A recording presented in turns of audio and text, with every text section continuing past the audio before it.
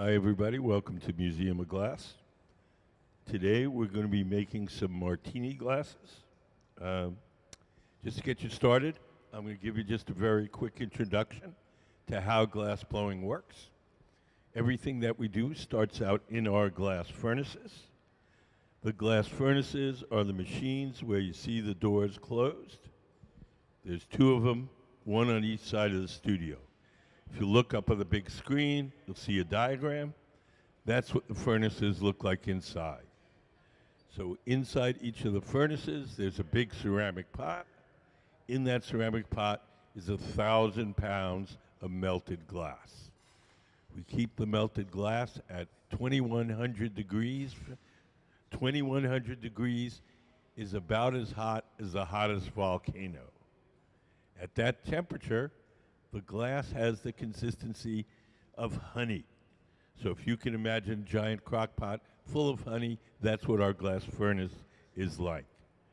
When we want to get the glass out to make stuff, we take one of those steel pipes. Those are called blowpipes. And we dip them into the melted glass like we're dipping into a big jar of honey. We dip it in, twirl it around.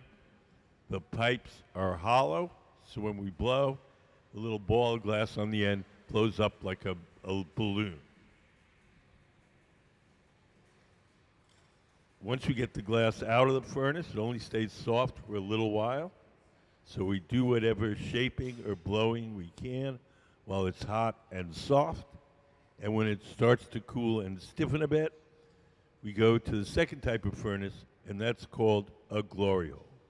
The glory holes are the round furnaces with the doors open. There's no glass in those. They're just a hot chamber for heating and softening the glass while we're working.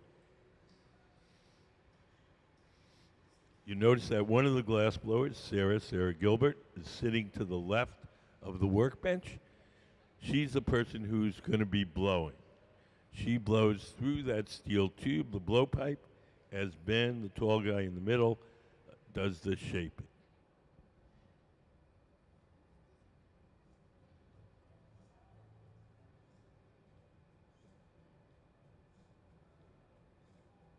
So right now he's making the top part of the goblet, the martini glass. That'd be this part right here. We call it the bowl. That's the part that you drink out.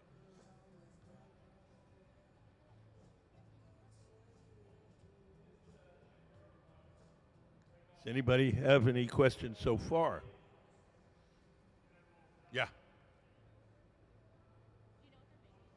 Yes, martini glasses. Yes.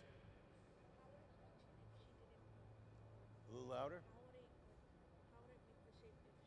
How do you make the shape? Well, I mean, we can blow it up and it gets bigger like a balloon. We have a set of tools that we can shape it with.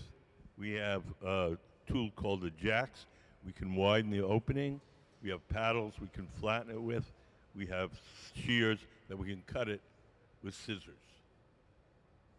So it's just too hot to touch, so we do all the shaping with different tools. Yeah.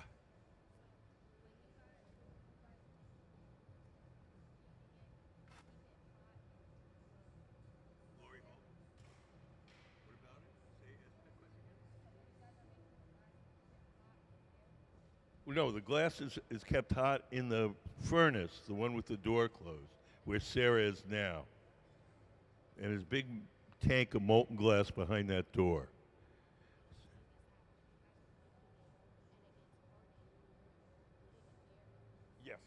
Yes.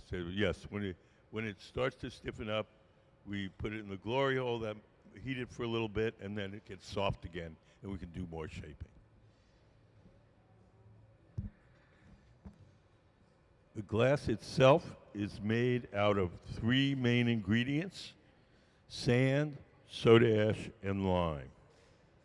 Sand is the bulk of it. It's mostly melted sand. The soda ash is sodium carbonate. It acts as a flux and lowers the melting temperature of the sand. And the lime is calcium carbonate, and that stabilizes the mixture chemically. We throw those three ingredients in the furnace. We cook them overnight, and in the morning we have a tank full of clear glass. If we want to make colored glass, then we add some kind of metal. Cobalt makes glass blue, chromium makes it green, tin makes it white, a little bit of gold makes it a beautiful ruby red. Yeah. How long does it take to make glass? Well, the cooking it from the raw ingredients, it's overnight. But making something like these goblets, I would say probably a half hour, 20 minutes, half hour to make each glass. Yeah.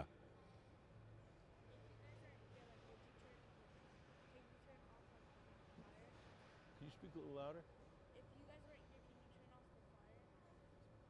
Do we turn off the fire?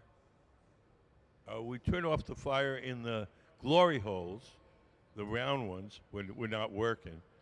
But the furnaces where we have the big tanks of molten glass, they're on all the time.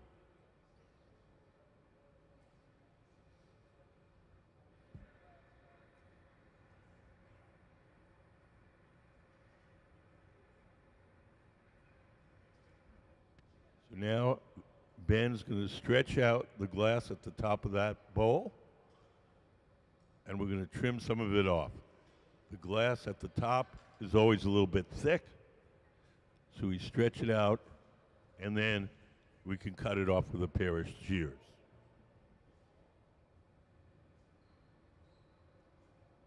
Yeah. Do you have a question?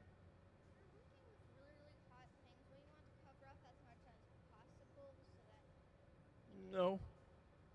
I mean, they take whatever precautions they are necessary. I mean, you see he's in a short sleeve shirt and wearing shorts, so he's pretty comfortable. If we're making something really big and it gets really hot, then we'll put on a glove or a sleeve to protect our arms.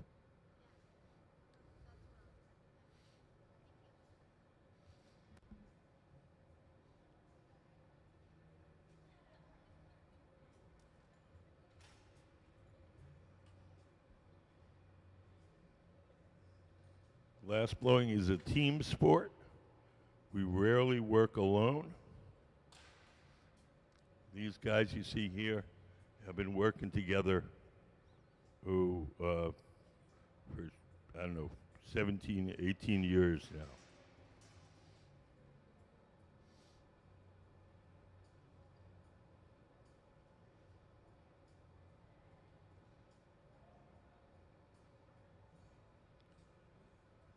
So now Ben is widening the opening on the top of the bowl. When that's finished, we're going to put it in this oven over here called the garage. We call it the garage because that's where we park stuff until we're ready to use it. So we'll make a bunch of these bowls. We'll put them in the garage, keep them warm, and then we'll make the stems and the feet, and we'll stick the bowl on top, and then the goblet will be finished.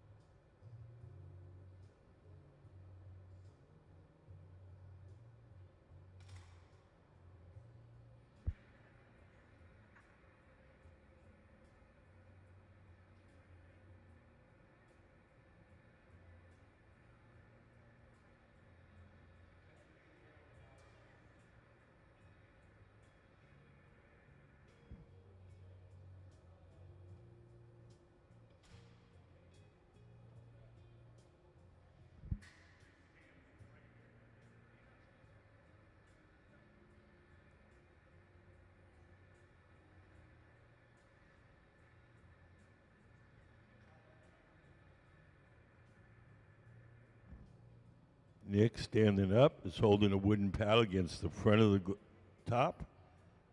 Make it nice and straight.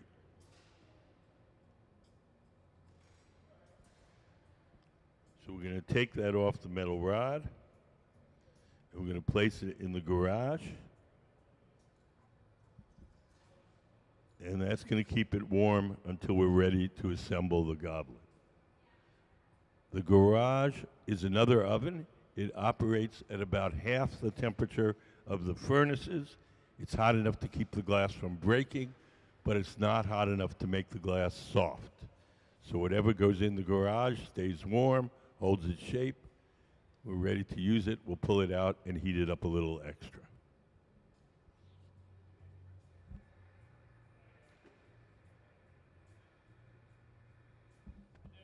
Glass that we're working with today is clear glass. It has no color. The orange color that you're seeing is the glow from the heat, not the color of the glass.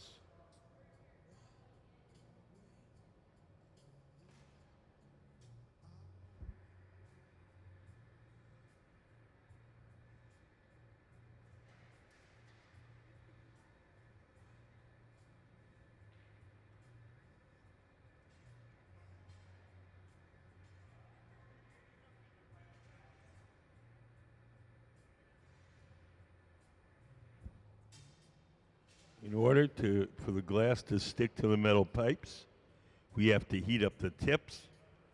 Hot glass sticks to hot steel. It doesn't stick to cold steel. So Ben on the right, the tall guy in the gray shirt, is just heated up the tip of that rod, and now he's going to dip it into the molten glass.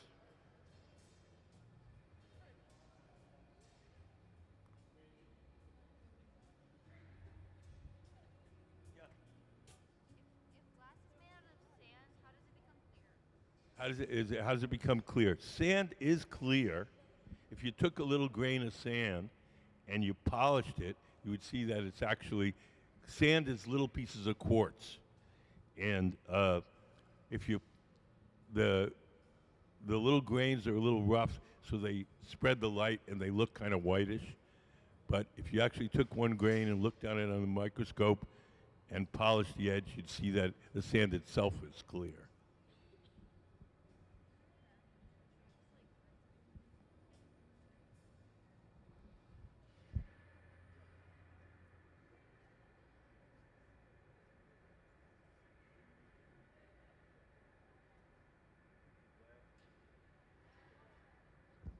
Oh, what do we use to put the glass together? Hot glass sticks to hot glass. So we get both pieces hot and we just press them together and they stick to each other. Like, imagine it like hot wax.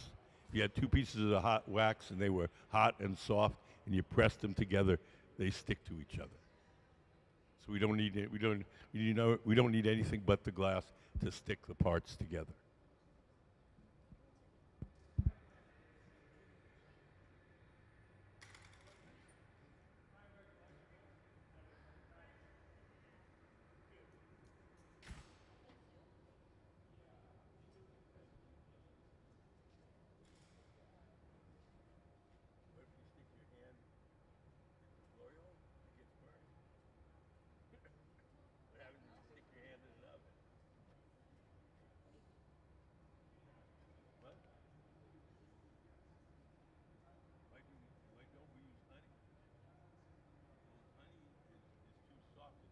Get hard, you can't put water in it. You use glass and you drink out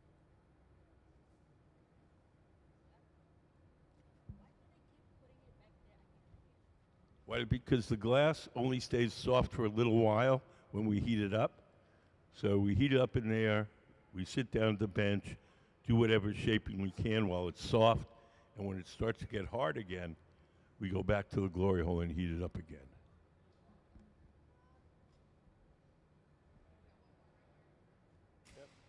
Yes. How big can we make things? Whatever fits into the oven, that's as big as we can make things. If you look at that glory hole, you'll see there's like 3 sets of doors. And we open each set of door, it exposes a larger opening. Once the thing is completely open, that's as much big as we can make things.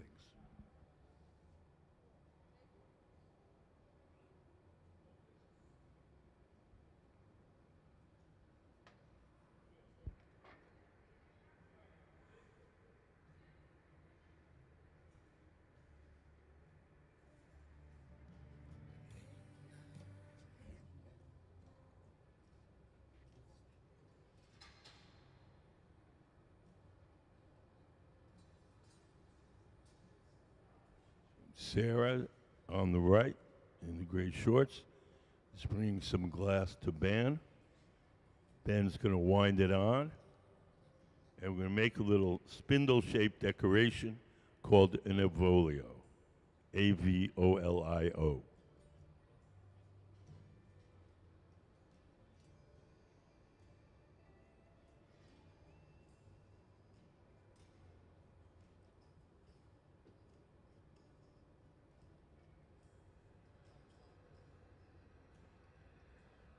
So right now, the pipe is here.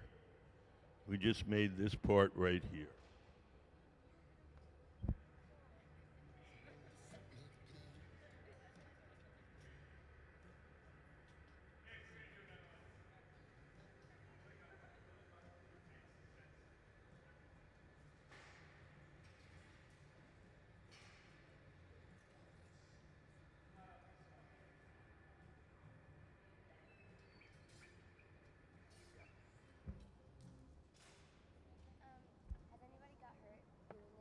Has anybody got hurt doing this? No. I mean, we get little cuts and burns like you might if you worked in a kitchen. So sometimes little annoying things, but not medical things, not go to the doctor things.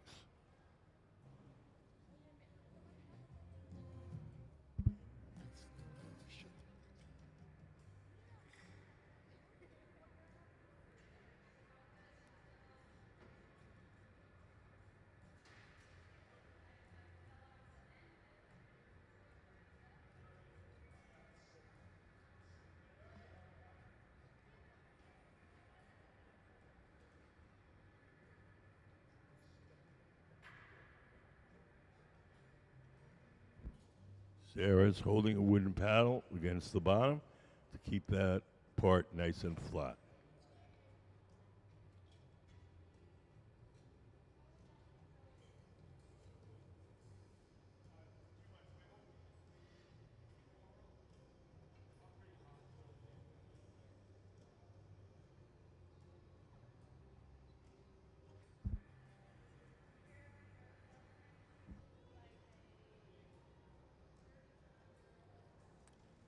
So now we're going to transfer the bowl from the rod it's originally blown on to a second steel rod called the punty.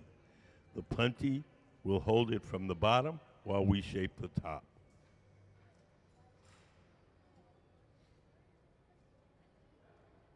Yeah. Say that again?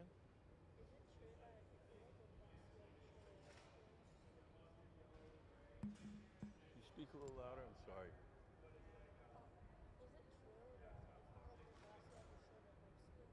No. No, the guy who's the greatest glassblower in the world, his name is Lino, and he just turned a 91. 91. He retired when he was 88.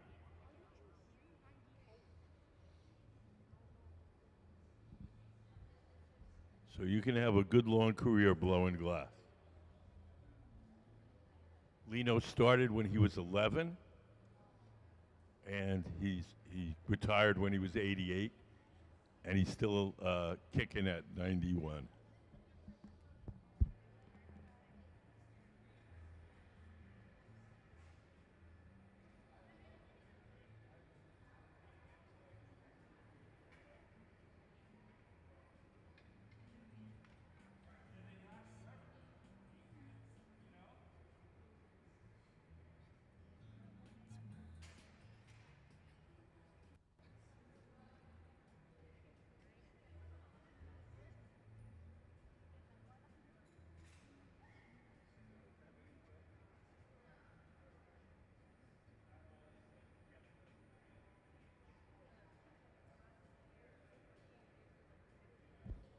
Okay, if the things that what colors the glass? The things that color glass are mostly metals. You have to add them when you're first cooking up the glass from the raw ingredients. Cobalt makes glass blue. Chromium makes it green. A little bit of gold makes it a beautiful ruby red.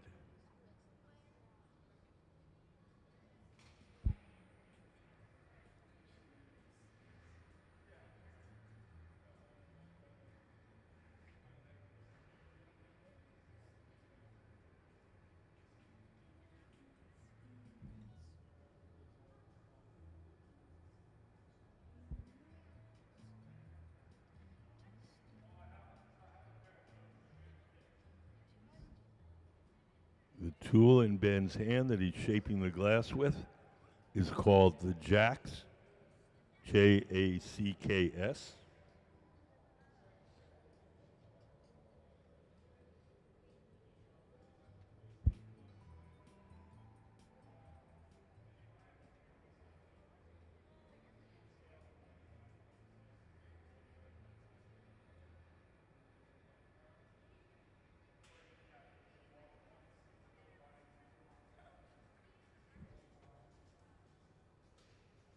He's making these bowls in the shape of a kind of straight cone.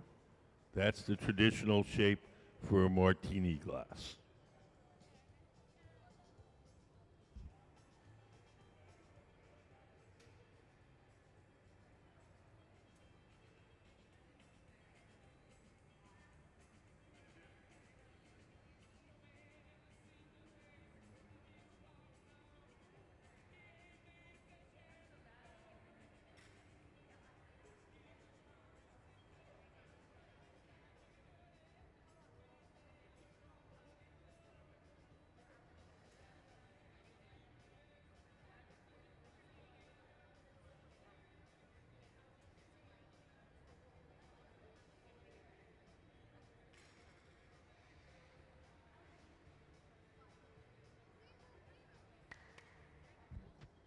Sarah's going to come over with that metal plate, and we'll break the glass off the metal pipe, and Sarah will carry it to the garage. It'll stay warm in there until we're ready to assemble the goblet.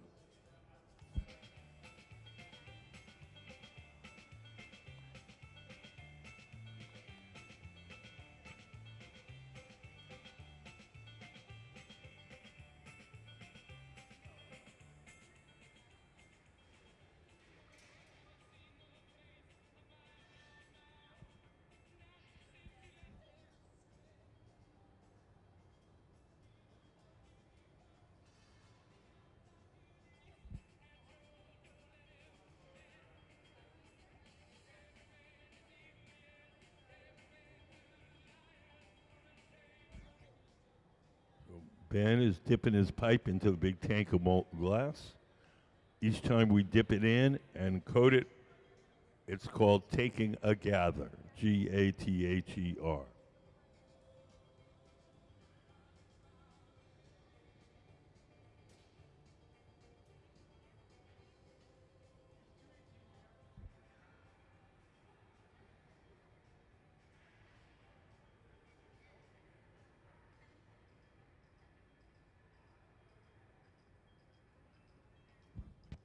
Now he's rolling the glass in little chips of colored glass called frit, F-R-I-T.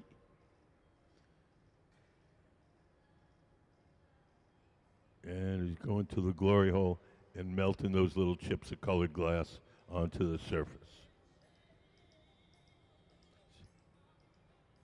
So we use frit. It's a way to color the glass quickly. We just roll it in the little chips stick to the surface, and then when we put it in the fire, the little chips melt, and they form a candy coating of color like an M&M.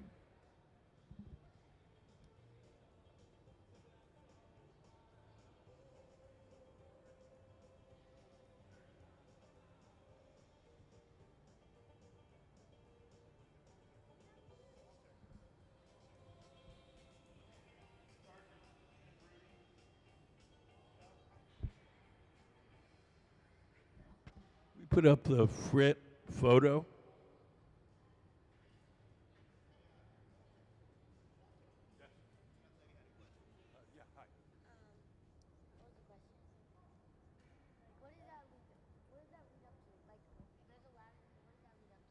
That's the top of the cone, and the thing hanging in the middle is a big fan to take all the hot air out of the shop.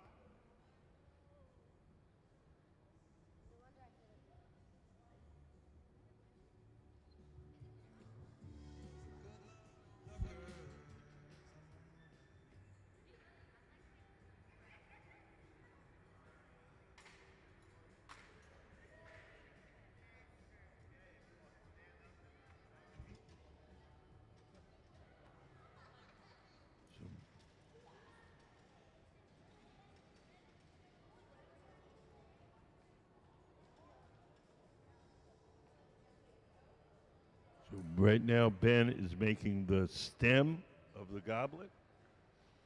This part right here. Ben is the man in the gray shirt sitting at the center workbench. Thanks for coming in, guys.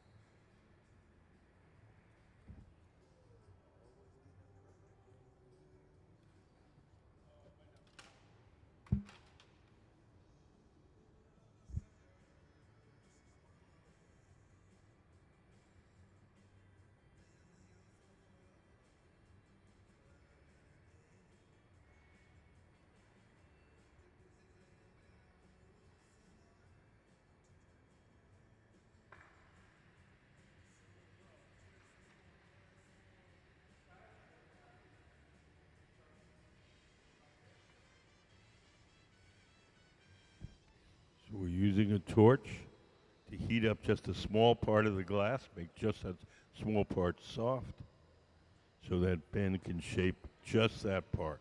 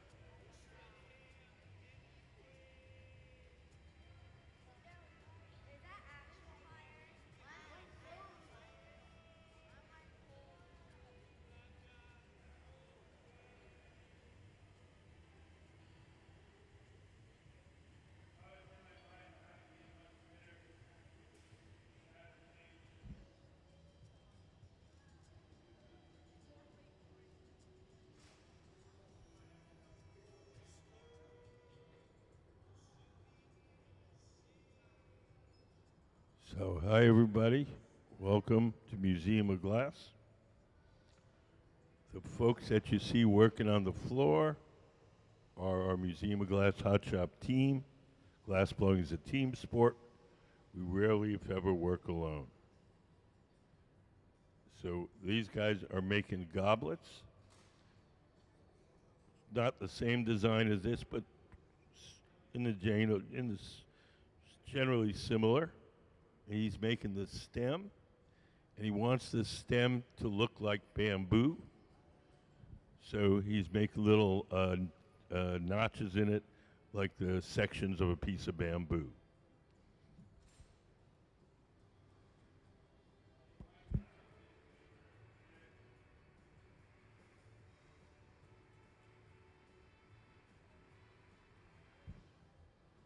Glass is a poor conductor of heat. So we can take the torch and we can heat up one part of the glass and make just that part soft without affecting the whole thing. So when he uses a torch, he's just softening the part that he wants to work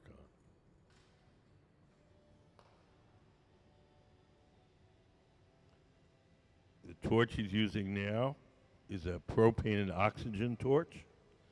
It has a 5,000 degree flame, so it lets us get one small area of the glass very hot very quickly. He's making a goblet.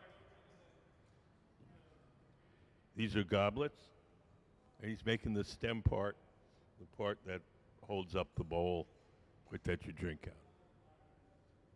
Just before you guys got here, we made a bunch of these bowls. They're sitting inside that silver oven called the garage, staying warm. So we're going to make the stem and the foot, and then we're going to bring a bowl out and stick it on top.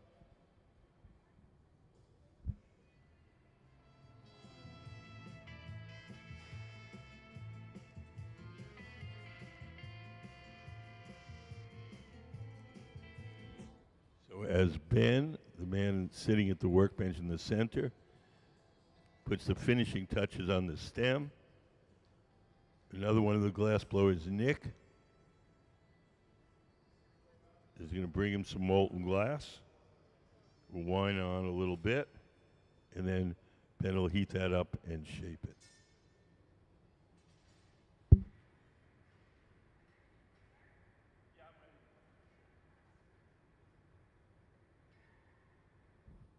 Just to the right of center, that's Sarah Gilbert. She's going to blow another bubble. And we'll use this bubble that Sarah's making to make the foot, the part of the glass that's stands on.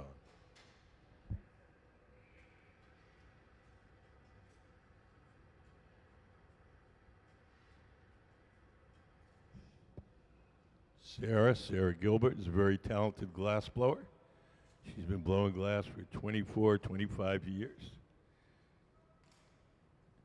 And she's also a very talented engraver.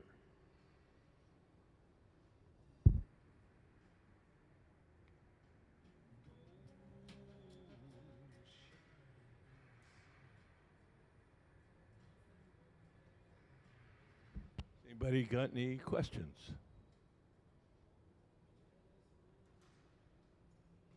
Yes. Where are the cameras? They're all over. There's one up there on the top of that wall. There's one by the exit sign. So we have a bunch of different cameras. And if you look up, you see that window up on the wall there? That's where our audio-visual guy is. He's looking at a computer, and he can see all the different views from all the different cameras, and he can switch back and forth and zoom in and out, and that's what you see up there. It's like an NFL game. Yeah. Why do they not wear gloves? Because they're comfortable. If they're making something that's really big and hot and they become uncomfortable, then they'll put a glove on.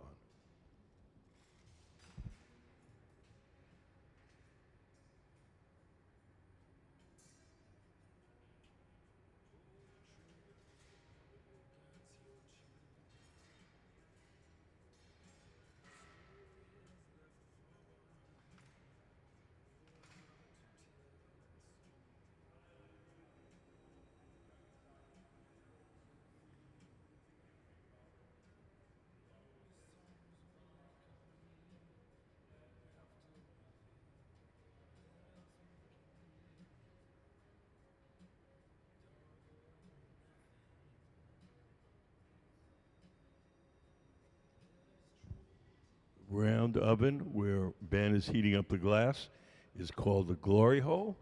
It runs on natural gas and forced air, and we keep it at approximately 2,300 degrees Fahrenheit. 2,300 degrees is about 200 degrees hotter than the hottest volcano.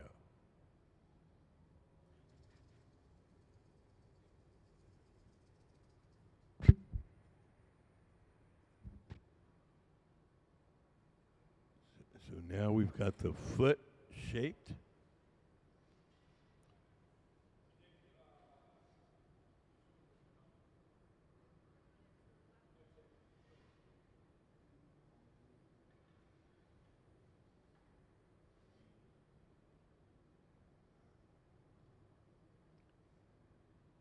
The next thing we're going to do is transfer the foot and the stem. So this part is the stem, this part is the foot. We're going to grab it from the bottom, and then we're going to pull the bowl out and stick it on top.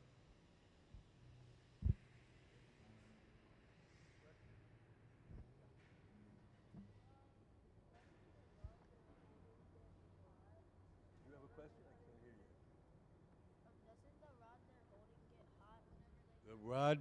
Doesn't the rod get hot? It doesn't get anywhere near as hot as common sense would lead you to believe.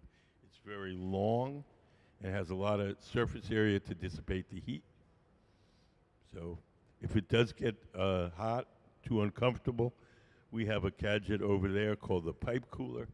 We lay the pipe in a steel trough, and we can spray water on it to cool it down.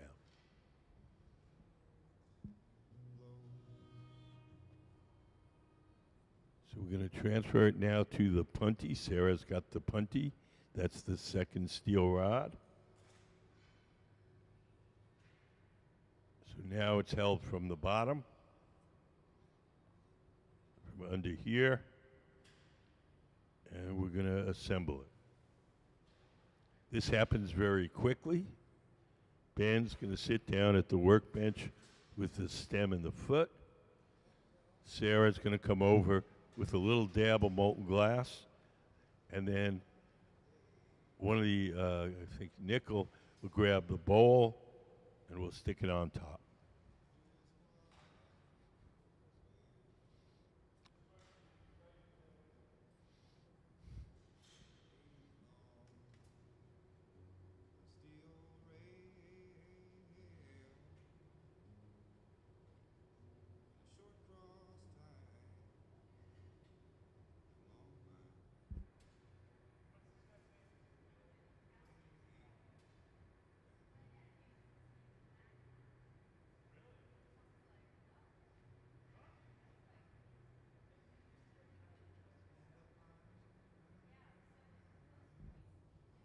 Sarah, to the right, is warming up the tip of that metal rod so the glass will stick to it. And she's going into our furnace. Behind that door is a big ceramic tank with 1,000 pounds of molten glass. Could you turn the flashlight off on that thing? Thanks. Yeah, anybody wants to take pictures, knock yourselves out. No flash, but other than that, you can take pictures and post them on social media if you like. Yeah.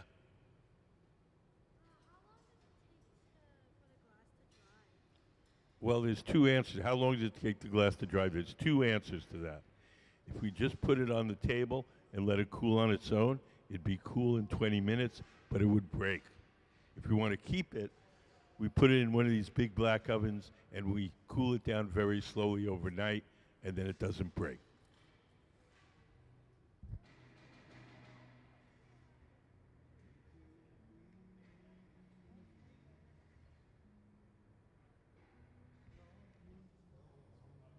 Now we have the goblet all assembled.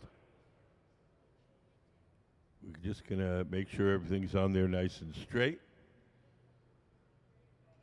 And then we're going to take it off and place it in our annealing oven, the big black oven, where it'll be cooled very slowly overnight.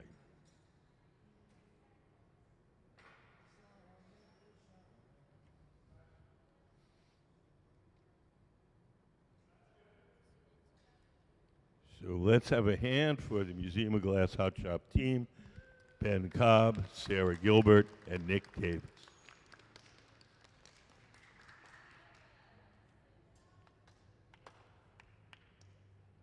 Has anybody got any questions?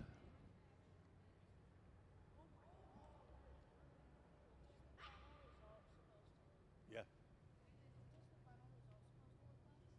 What is the bottom supposed to look like? It's a goblet like that, and the stem is supposed to look like bamboo. It's got little, we made little sections in it. It's got a big cone-shaped bowl that you drink out of.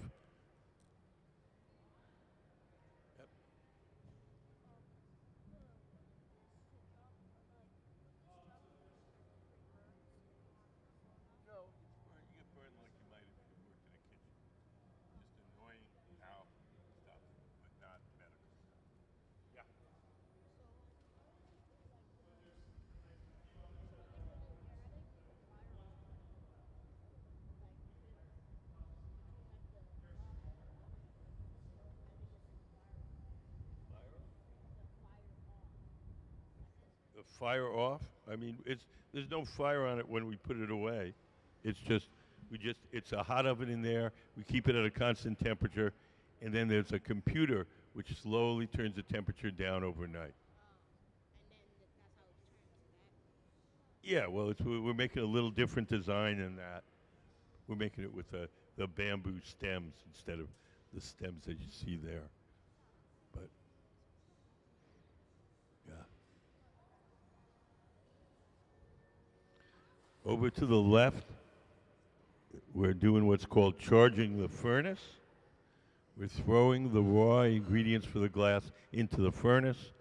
We'll cook those overnight, and then in the morning we'll have a tank full of glass. We have two furnaces. So the one on the right, the one with the door closed. Can we put up the furnace diagram? So if you look on big screen, that's what it looks like inside. So in this furnace, on the left, we're cooking glass from the raw ingredients.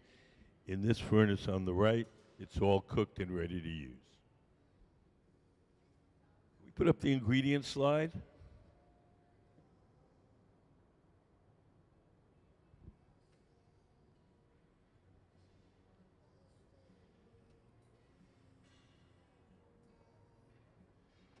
So the glass itself is made out of three main ingredients: sand, soda ash, and lime.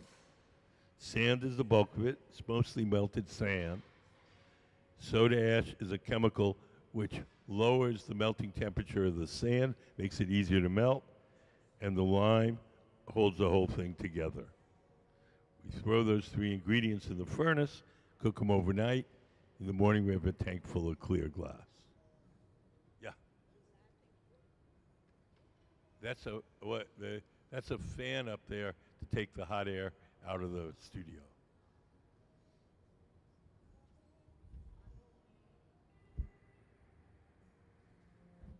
Thank you.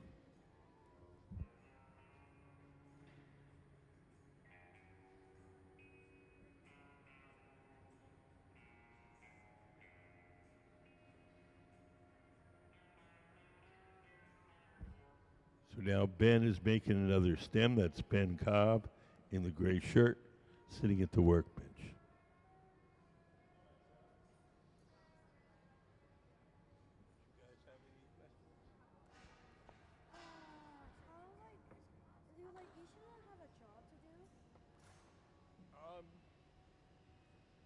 All of them can do any job. Right now, Ben is leading the team, so he's called the gaffer. He's the main glass blower, and everybody else is just assisting him. But on another day, Sarah might be leading the team, and Ben might be assisting her. What? Who created this place? It's a private nonprofit. It's like a charitable organization. They take donations, get grants. They charge you admission, and that pays for it. Yeah. How do they color the glass? The colors in glass come from different metals dissolved in the glass when you first cook it up.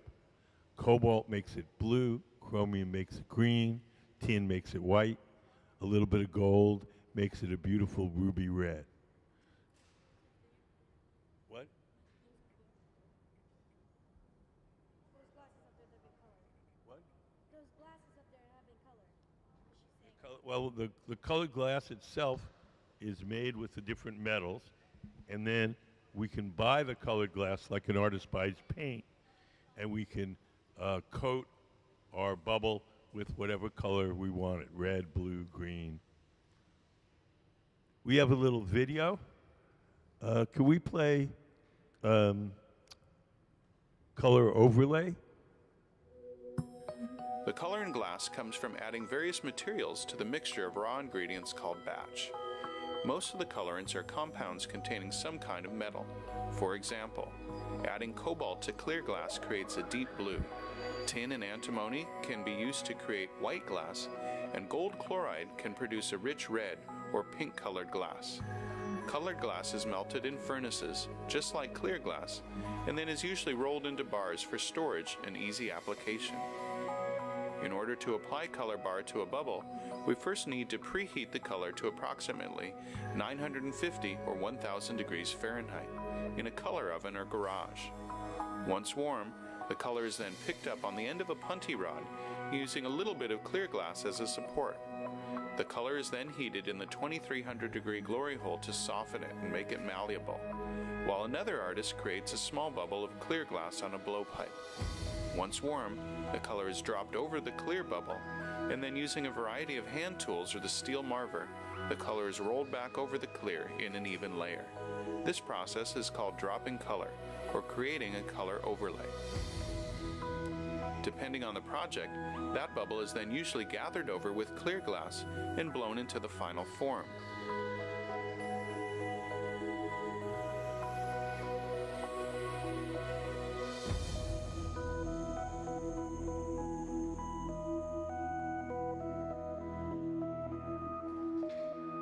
The finished product may appear to be all made from colored glass, but when viewed in cross-section, we can see that there is only a thin layer of color sandwiched between many layers of clear glass.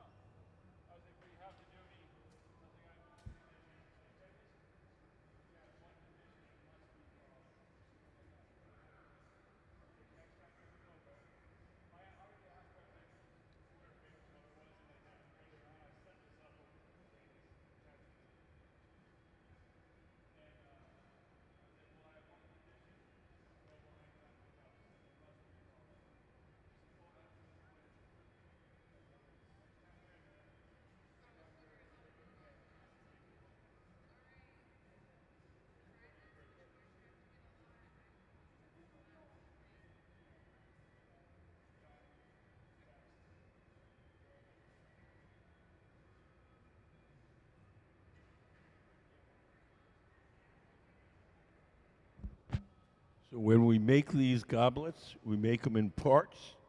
We make the bowl, the part you drink out of, first. We place it in that oven over there, keep it warm.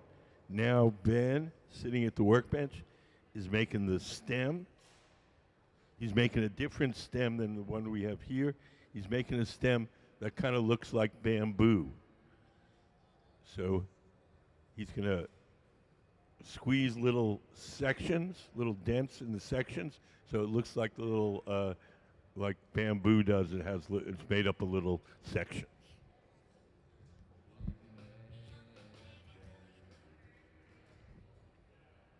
Do you guys have any questions?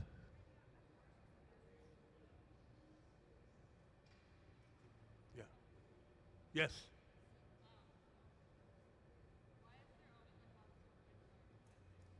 Why is there? Oh, that's a pilot light. So when we need to use the torches, we don't want to look around for something to light it. So we just keep that little flame there, and we light it with that flame.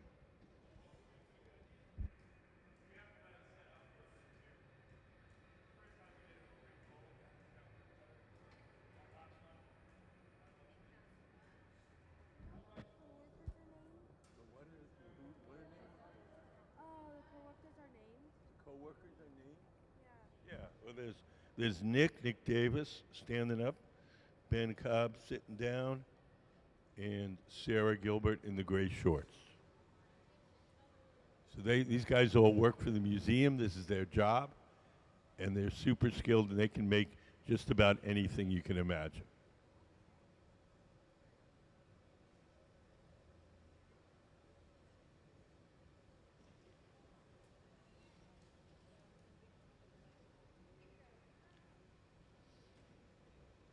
One of the things that we do here that's kind of one of the most fun things we do here is we have a contest for kids. Any kid 12 and under. How old are you guys? 12, 13? 11 and 12. Okay, you guys can all enter the contest then. Any kid, 12 or under, can do a drawing. Once a month, we pick one of the drawings and we make whatever the kid drew out of glass. We make 2 copies, one for the kid to take home and one for the museum collection. It's free to enter. Who's the teacher or the parent here? Are you the teacher? Okay.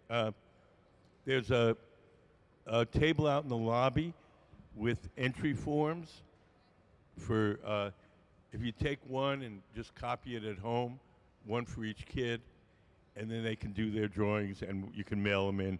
There's a address on the entry form itself. So you have to have an entry form and a drawing, for each kid. We put up some of the kids' design stills. So if you look up on the big screen, these are some of the sculptures that we made from kids' drawings. Yep. See that little girl there? She's holding her drawing, and those are the glass pieces we made from her drawing. So we have a big exhibit across the hall of all the winners of the contest.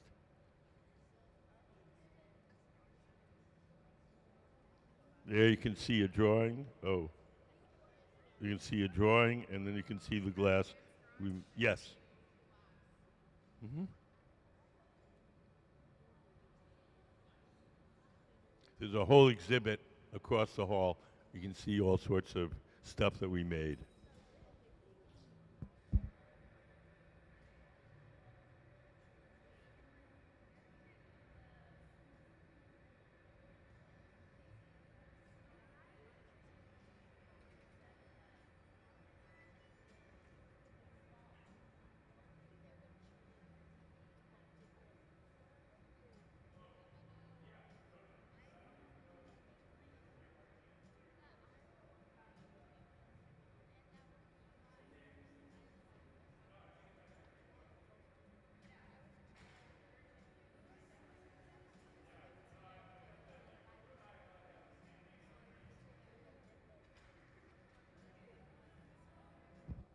So now Nick, the man with shaved head, is getting a little glass out of the furnace.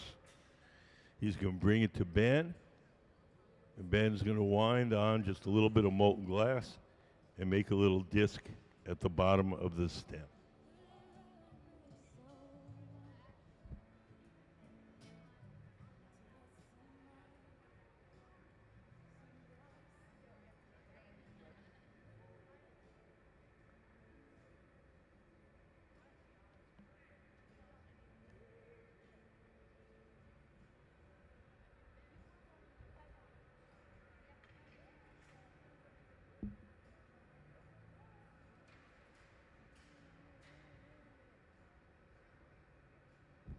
How long have I been at the museum? Oh, I don't know, 15 years or something. These guys have been, Ben is leading our team today. He's been here for like 23 years since the museum opened.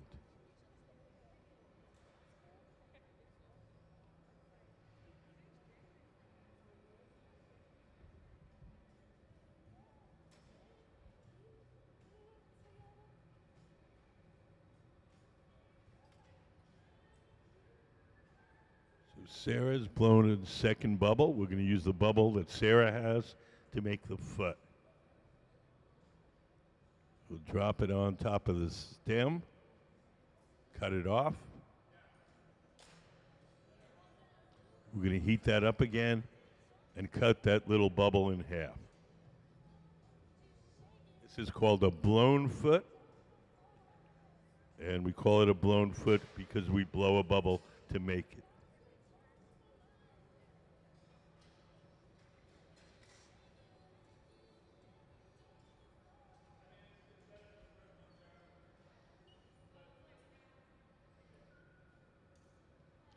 We'll bust off the pointy part. That leaves us with a little sphere, a hollow sphere with a little hole in the end. We're going to spread that out, and that'll become the foot of the goblet.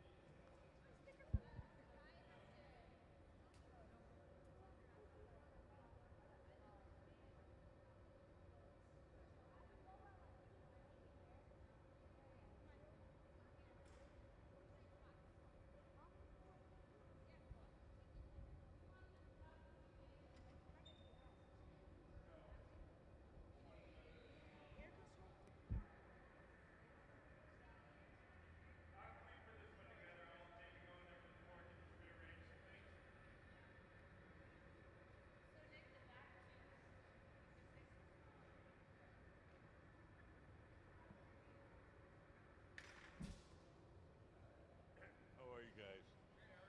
Good. You guys have any questions? No, we're just checking it out. Okay, so we're making goblets. Uh-huh. We're making with a kind of bamboo-looking stem. Gotcha. That's what he's making the foot right now, the part that sits on the table. Okay. We've already made the bowls. They sit in that silver oven with the curved side, Gotcha. and we're going to stick one on top shortly. What are those? Is that like what they use for dyes or the powders and everything right there on the table? Yes, that's called frit, F-R-I-T. Okay. It's just crushed colored glass. Gotcha. So if we want to color something quickly, we just roll the molten clear glass in little chips. They stick to the surface, and then when you put them in the fire, they melt. They form like a little candy coating with color, like an Okay. M&M. Gotcha. Colors on the outside. That's awesome.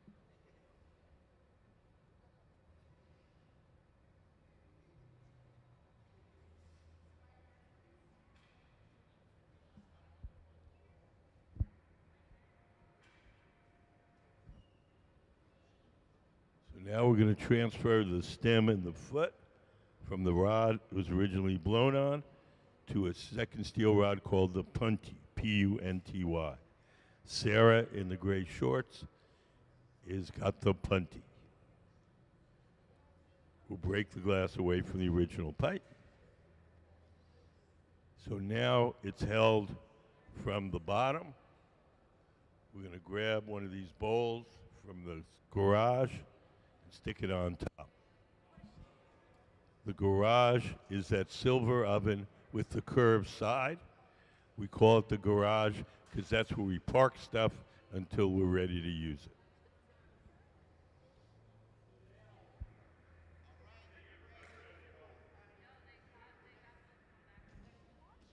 Hey. Thank you for coming in, guys.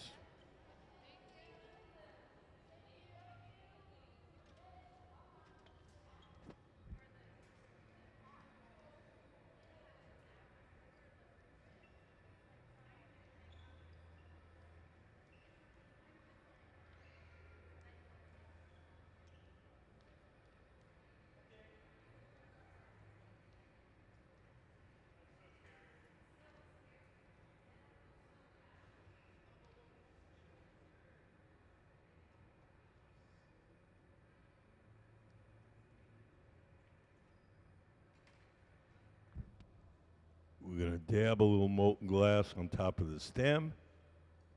Next, following up with the bowl. The little hot glass will glue the two parts together.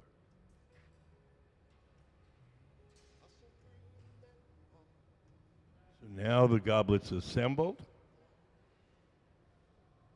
We'll heat it up a couple more times, make sure that it's all on there nice and straight. And then we'll place it in our annealing oven where it will be cooled very slowly overnight.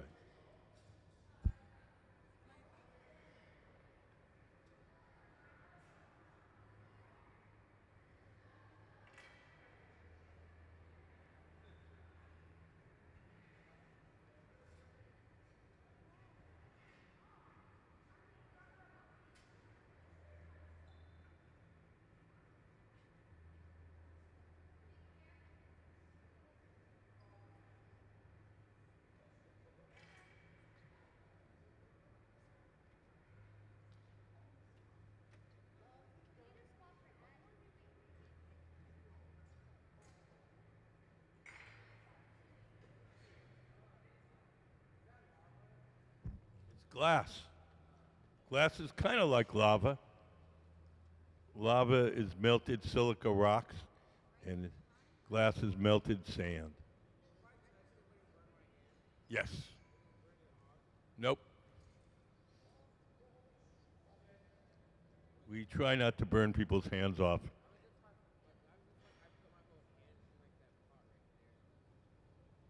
Say it again? Yeah. Yeah, that would hurt. No, probably not. As soon as you got close to it, your hand would pull away automatically. But it would hurt. You'd be burned.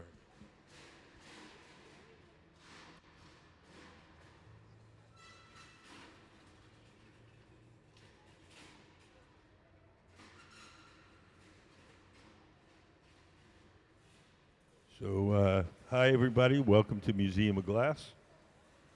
We're going to be making goblets, a little different design than the one you see there, but same basic shapes.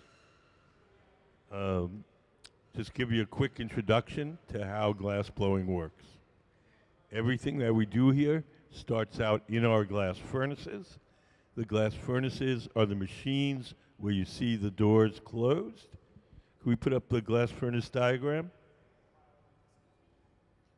So if you look up on the big screen, you'll see that's what the furnaces look like inside.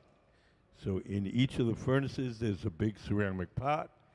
In that ceramic pot is 1,000 pounds of melted glass. We keep the melted glass at 2,100 degrees Fahrenheit. At that temperature, the glass has the consistency of honey. So it's like a big giant hot pot of honey. 2,100 degrees is about as hot as the hottest volcano. So that gives you an idea how hot our furnaces are. We want to get the glass out to make stuff. We take a steel pipe called a blowpipe. That's what Ben is doing right now. Ben, tall guy in the gray shirt. And he's dipped the pipe into our big tank of molten glass. A little bit of molten glass sticks to the end.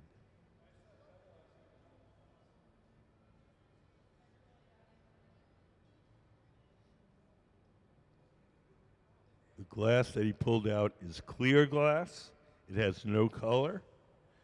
The orange color that you're seeing is the glow from the heat, not the color of the glass. He's going to blow a little air into that pipe, and a little bubble will pop out the other end.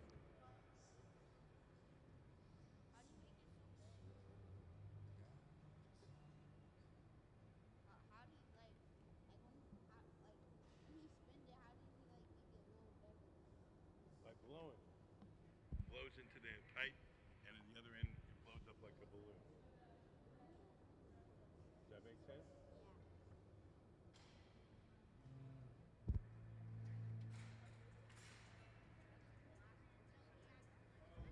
So Sarah, sitting to the left, is blowing. She's blowing through that steel pipe and blowing the glass bubble up as Ben, in the gray shirt, shapes it.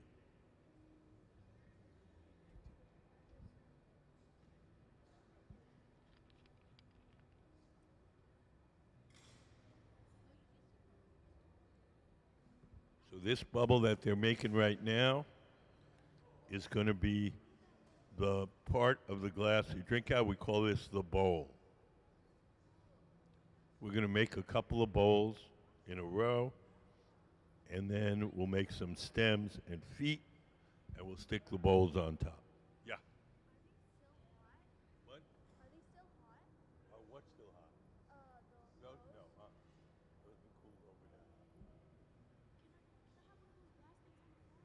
now. No. The glass that's on the floor is sharp, and it's also not cooled properly, so it can blow up at any time. So we can't give it out. It could blow up.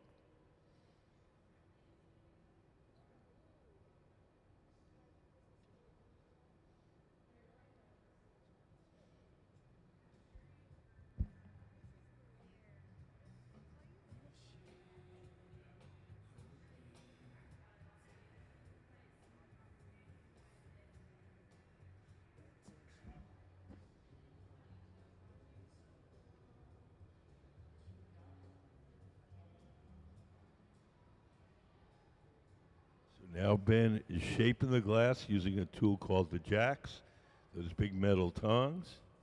Sarah to the left is blowing, and the glass bubble gets bigger, just like blowing up a balloon.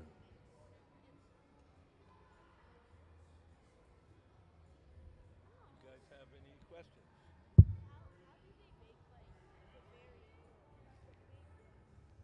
Same way. Just make it bigger. Just put more glass on the end of the pipe, blow it up bigger. So the way to make glass is like you take broken glass and like sand. Well, we get what's called batch. It's like all the raw ingredients to make the glass. We cook it overnight in one of the furnaces, and then we have a tank of melted glass, and we dip our pipes into it. Yeah. Can you use a glass on the ground once it's not hot anymore? Can we use it when it's not hot anymore? Yes. We recycle our clear glass, our waste clear glass. We don't have a good way of recycling our colored glass, but the clear stuff we collect, and it'll eventually go back in the furnace.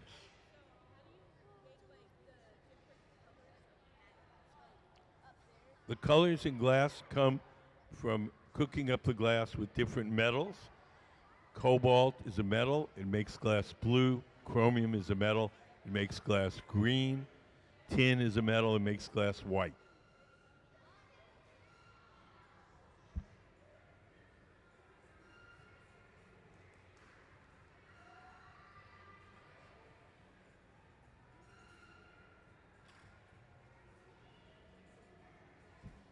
So the next thing we're going to do is transfer the bowl of the goblet, the bubble that Ben has sitting at the bench, to a steel rod that Sarah's going to bring him called the punty. We'll attach the bowl to the punty.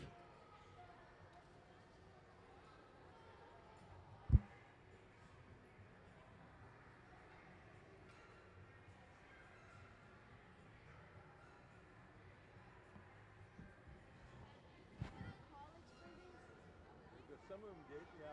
Some of them didn't. Well, some of them learned at work. They just got a job when they were in their early 20s. And then, what? Some of them did, some of them didn't. I have a question. Did it take a long time to practice for this? Did it take a long time to practice for this? Yes. Ben is leading our team today, the tall guy. He's been blowing glass for 30 odd years, maybe. Sarah's been blowing glass for about 25 years. Nick, probably the same. So these guys have been working for a long time. How hot is inside a furnace? It's 2,100 degrees Fahrenheit. That's as hot as the hottest volcano. Yes. What if the glass blows up in their hands? If the glass blows, then they're going to get hurt. But we're not using our hands, we're using tools, so.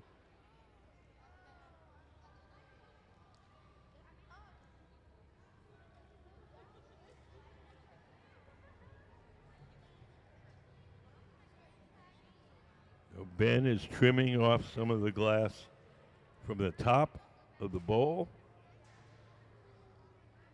The glass at the top is always a little thick, so we stretch it out to thin it, and then we cut that thick glass away.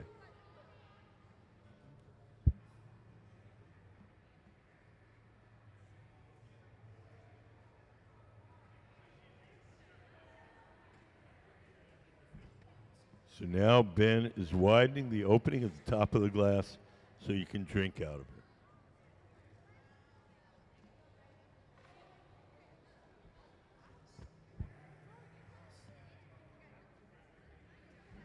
We're making goblets. Those are goblets on the pedestal there, like a fancy wine glass kind of thing.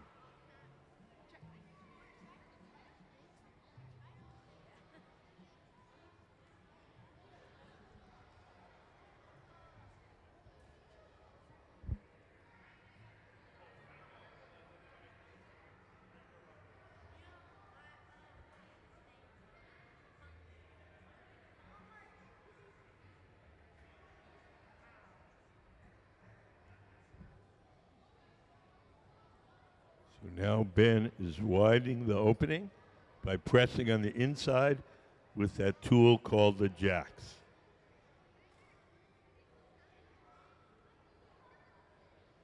When we heat up the glass, it only stays soft for a little while. So we go to the glory hole, that's the round oven with the doors open.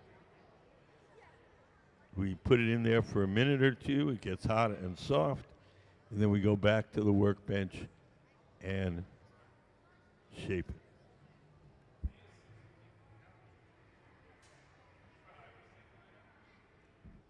We buy the colored glass from Germany.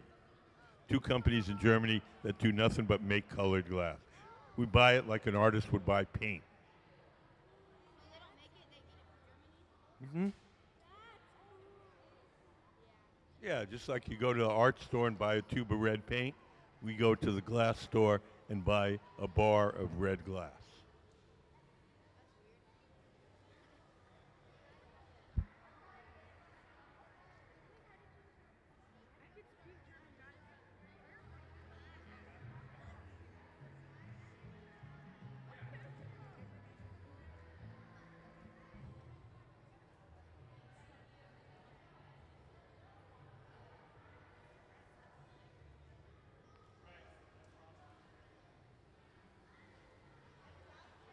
So now the bowl of the goblet is pretty much done. We're going to take it off the metal rod and we're going to place it in that silver oven with the curved side. That's called the garage, and that'll keep it warm until we're ready to assemble the goblet.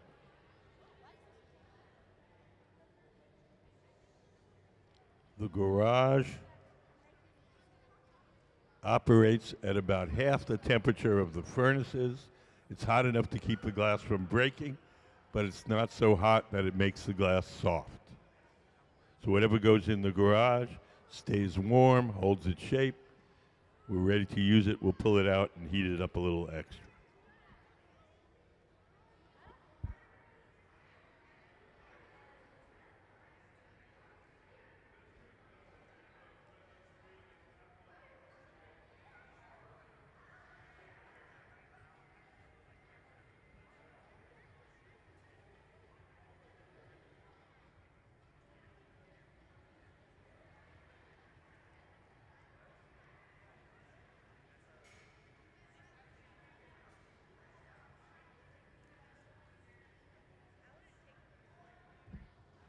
So we're going to make another goblet bowl.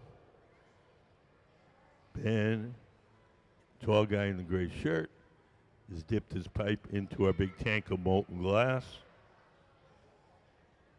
He's going to shape it on that steel. Oh, no, he's going to roll it in little chips of colored glass called frit. And then melt that on to give the glass a little bit of color. So those bowls have just crushed colored glass in them that are called frit. Can we put up the frit photo?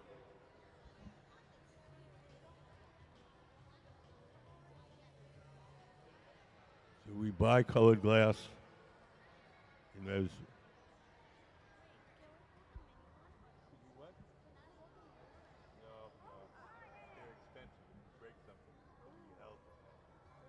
They're very cool.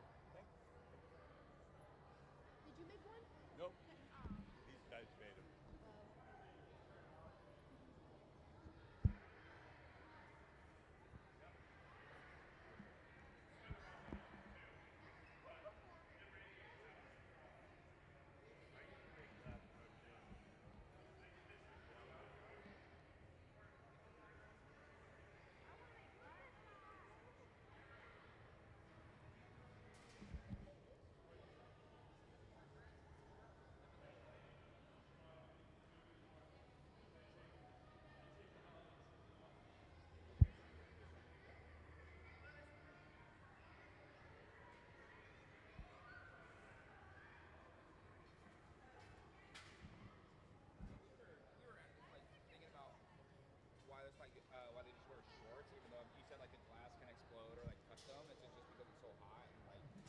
Yeah, it's just because it's hard to work there.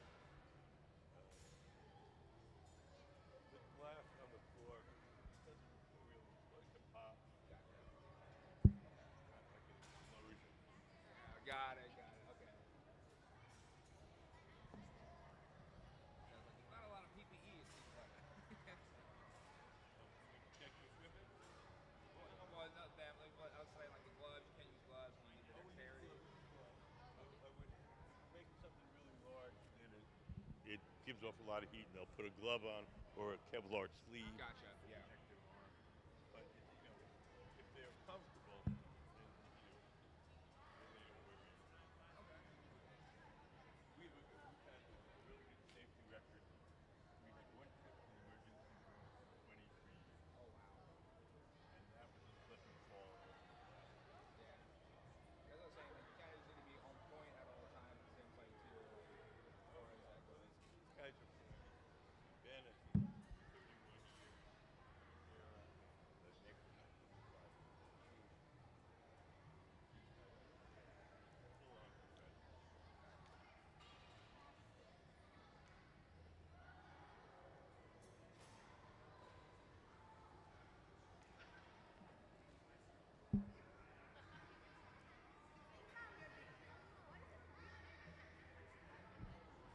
So right now, Ben in the center is making the stem of the goblet, the part that holds up the bowl. He's making it sort of an imitation of bamboo.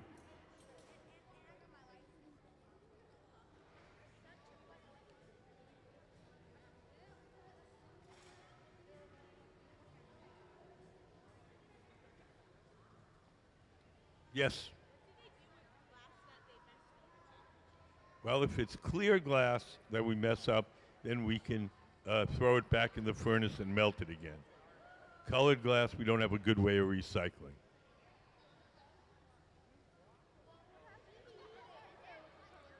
What? It'd muck it up.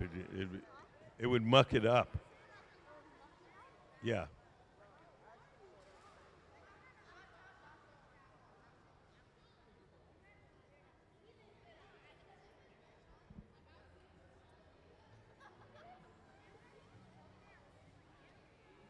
So we're taking a torch and just heating up the part that we want to shape.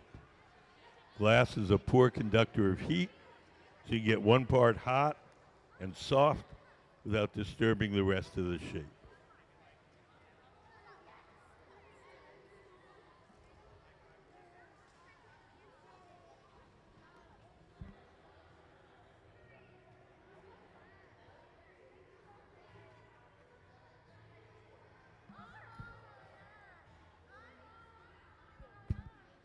Can I see that close?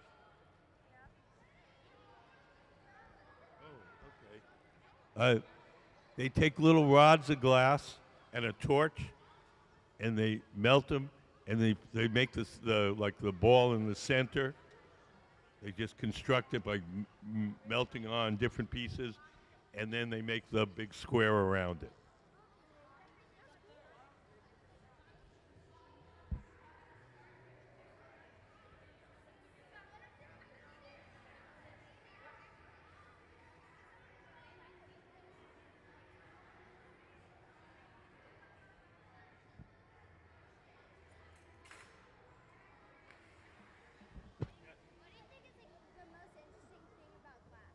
What's the most interesting thing about glass? Probably that no matter how long you do it, it's always hard. It's always different. There's more things to learn. You can spend your whole life learning about it. Not right now. No, these guys are busy. Yeah.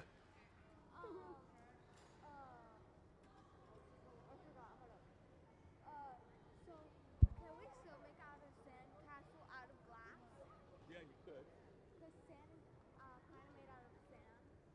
Yeah, glass is made out of sand, but you got to melt it with a couple other chemicals to make glass. So it's not just sand. It's sand, soda ash, and lime. Can we still make a sand castle? Yeah, you can make a sand castle.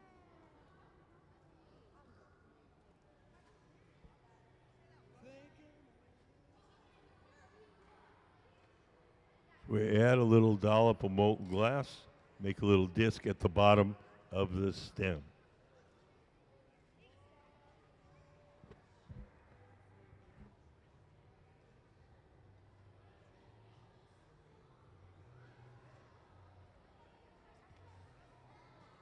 Can we put up the, oh no, we can't put up anything right now.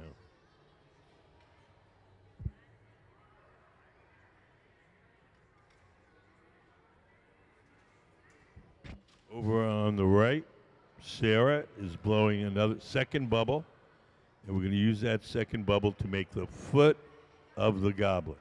The foot is this part right here.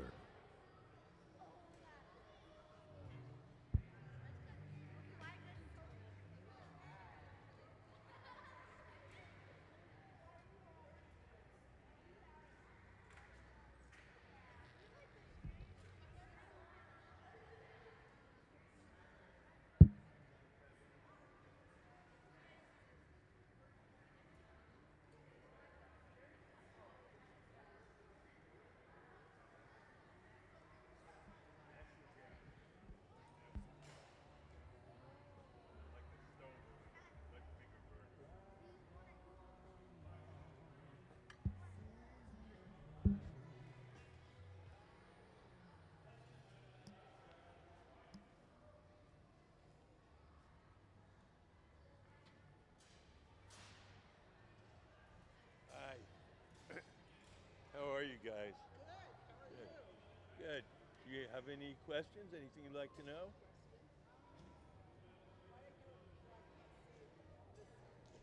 What? Why do I have to watch the TV and see them doing it? Like, why can't they do it on the other side? Can they, are they faced that way because of safety, or they're not Yeah, that's just the way you work. towards the kiln? Yes. Because contrast. That's why we have the TV, because Yeah, I get not it. everybody can see it. Yeah. No, it's really interesting. I've seen like ornaments and pictures made, but I've never seen the glasses.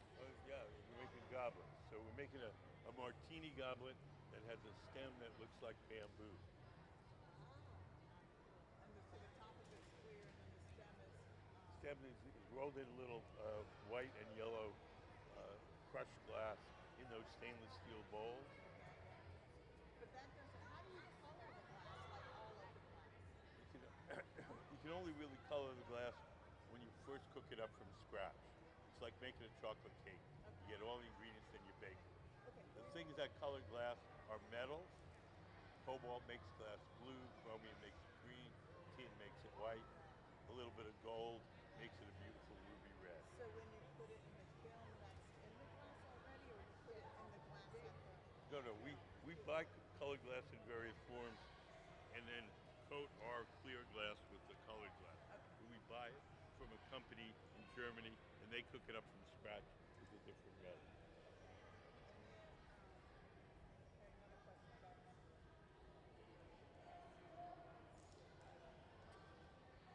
That's fine. Okay, well, I'm here till 5, so if you remember, All right. just give me a shout.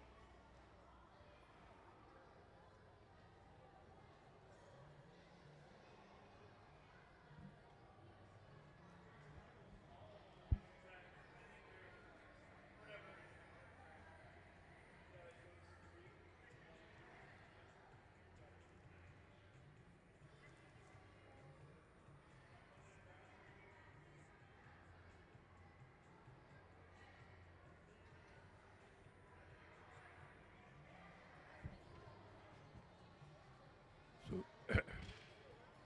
the next thing we're going to do is transfer the stem and the foot from the rod that they're on now and grab them from the bottom. Sarah is getting a little molten glass out of the furnace, and she's making what's called the punty, and that's going to hold the glass from the bottom while we add the bowl, the part you drink out of. I can see that we have a little bit of color on the bottom. Is that made of the powder?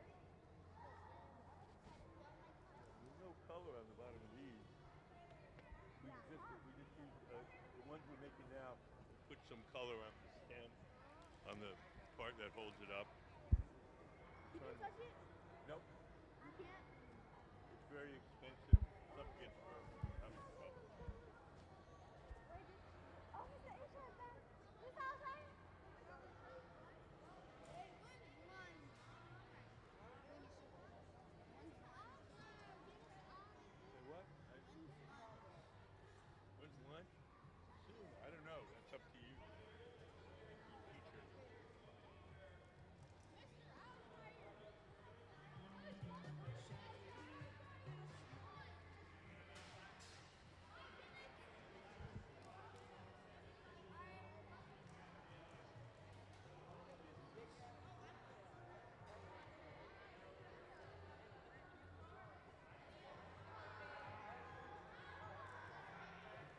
We're getting ready to assemble the goblet. It's going to happen very quickly. Ben in the center is going to sit down at the center workbench. Sarah's going to come over and bring him a little dollop of molten glass. And then Nick, with his shaved head, is going to come over with the bowl, and we're going to stick it on. So here comes Sarah with her molten glass, followed by Nick with the bowl.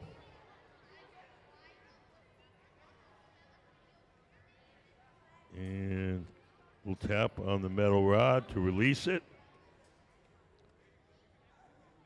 And now our goblet's assembled. We'll heat it up once, a couple of times more. Just make sure everything's on there nice and straight.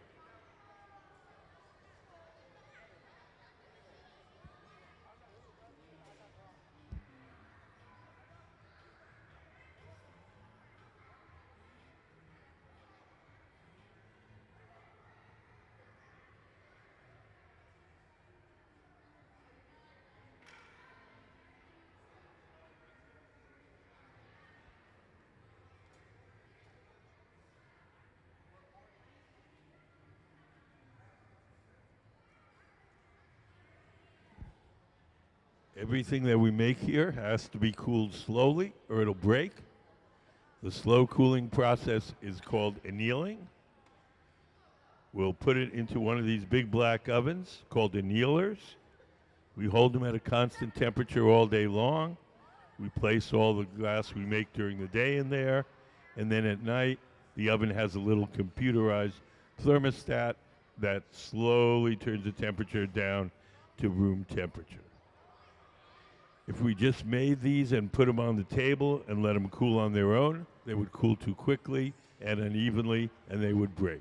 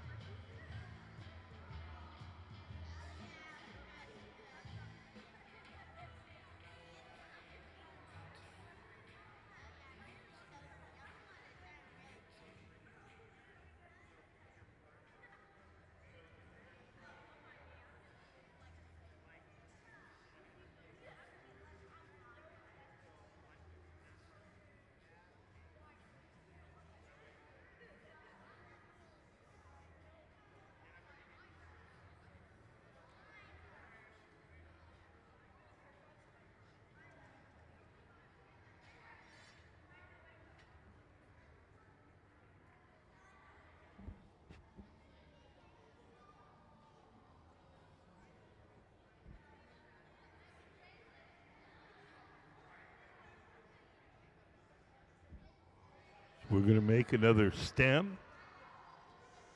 We're rolling it in the chips of colored glass to give it this sort of bamboo-ish color.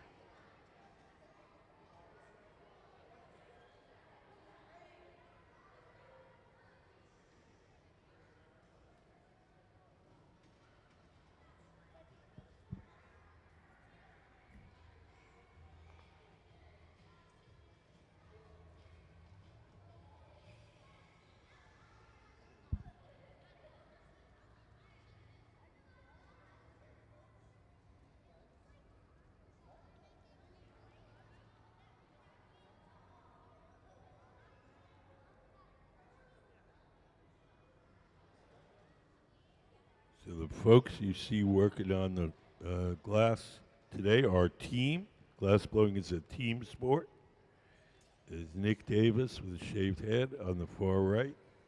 Sarah Gilbert just to the right of the center in the gray shorts, and Ben Cobb standing at the center glory hole with the gray shirt. These guys are museum employees. They're very skilled glass blowers. Can we play we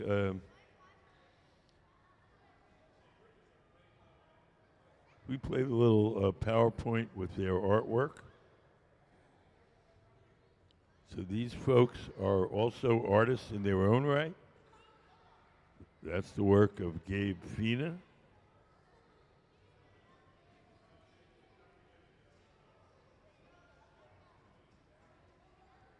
So today these guys are working for the museum.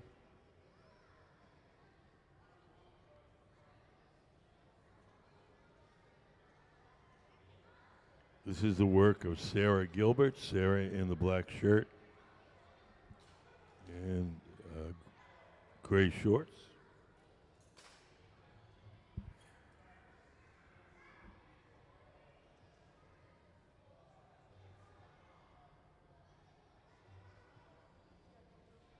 This is the work of Ben Cobb. Ben is the man in the gray shirt leading our team at the center workbench.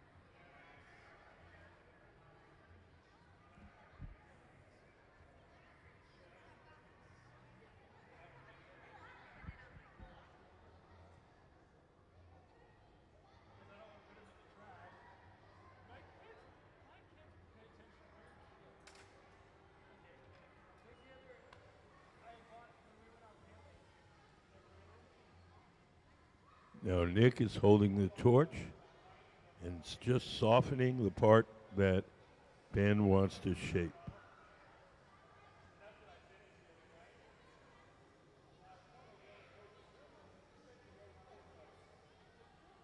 He's making little notches in the glass so that the stem of the martini glass will resemble bamboo.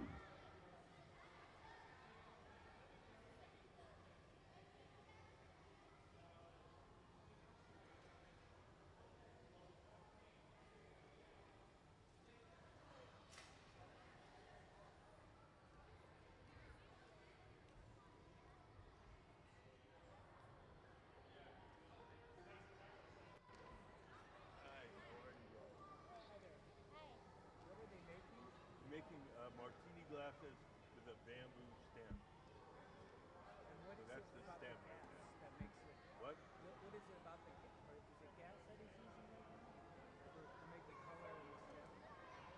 No, colored glass makes the color in the stem. Oh, so it's already. So there's some little stainless steel bowls on a metal table. Oh yeah. They're filled with chips of colored glass.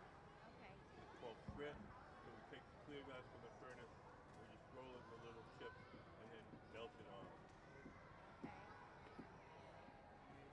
We do that when if we want the glass to be colored, but we're not too particular about whether it's a uniform color. For the bamboo thing, it doesn't matter.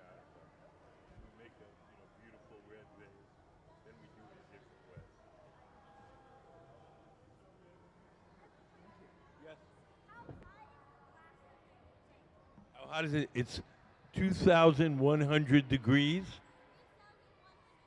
Yes, it's as hot as the hottest volcano. It is crazy.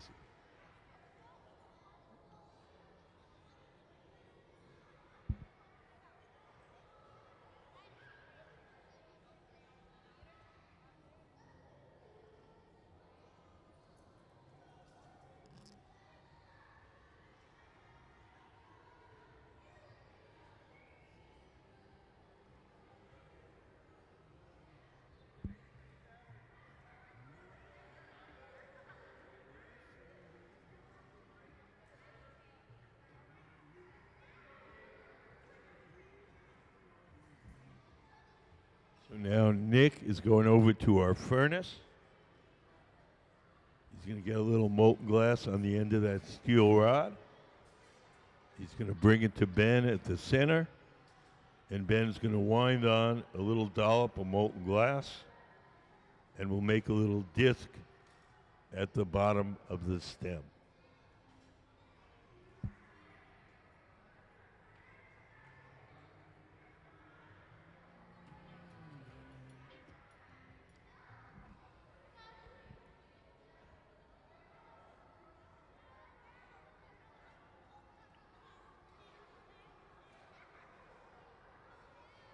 Over to the right, Sarah Gilbert in the gray shorts and black shirt is blowing a second bubble.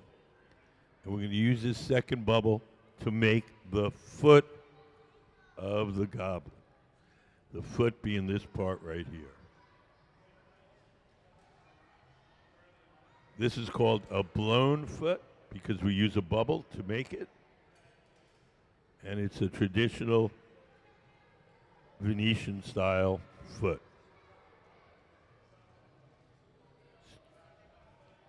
Starting 1979, a number of Venetian masters came here to the Northwest and began teaching young Americans how to blow glass.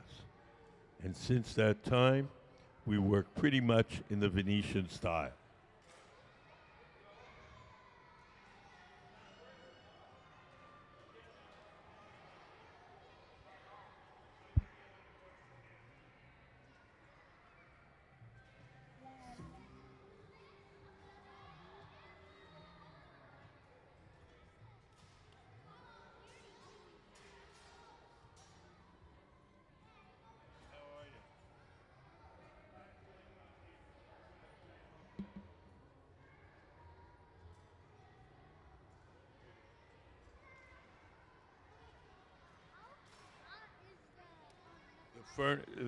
The glass is 2,100 degrees.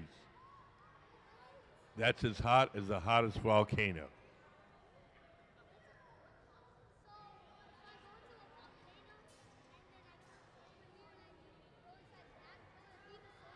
Exactly the same.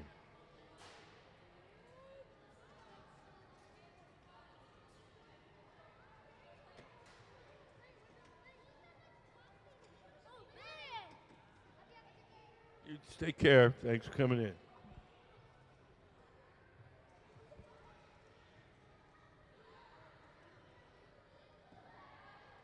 So now Ben is spreading out that bubble to make the foot.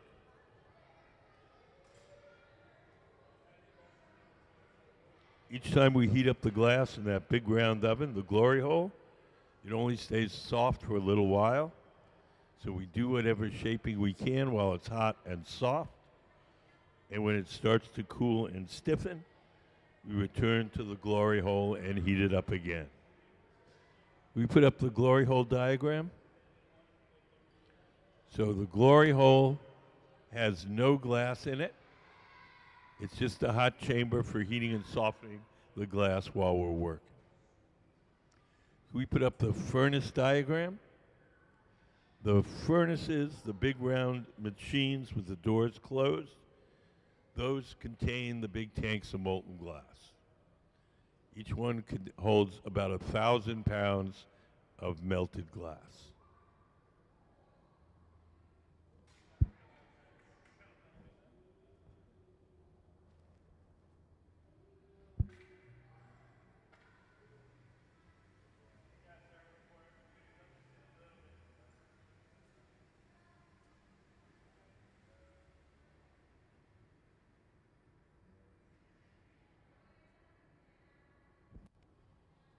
So Ben in the center has the stem and the foot.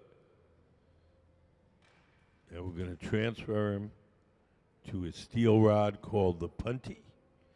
Sarah to the right is preparing the punty. Sarah in the black shirt and gray shorts. She's put a little molten glass on the end of that rod to make it sticky. She's going to bring it to Ben. Ben will attach it, and then we'll break the glass away from Ben's pipe.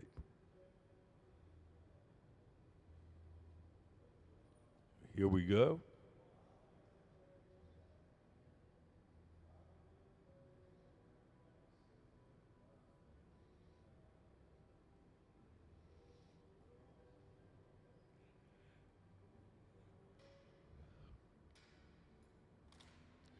So now it's held from the bottom.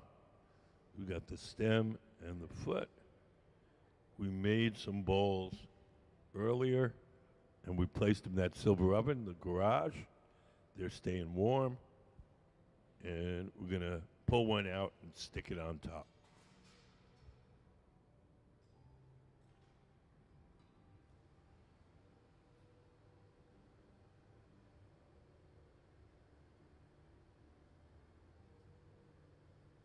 So the assembly of this goblet is gonna happen very quickly.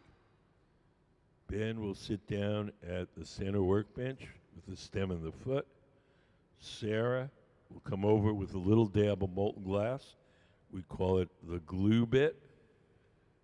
And we'll just put a tiniest little bit of hot glass on there. And then Nick is going to come over with the bowl, and we'll use that hot glass to glue the two parts together.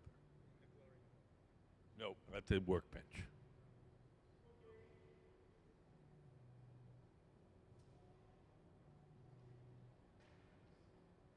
Here comes Sarah with the glue bit, followed by Nick with the bowl.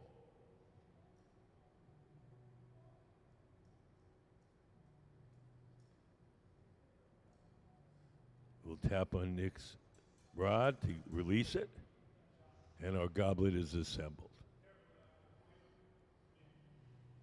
We'll heat that up a couple of more times just to make sure everything's on there nice and straight. And then we'll place it in our annealing oven where it'll be cooled very slowly overnight.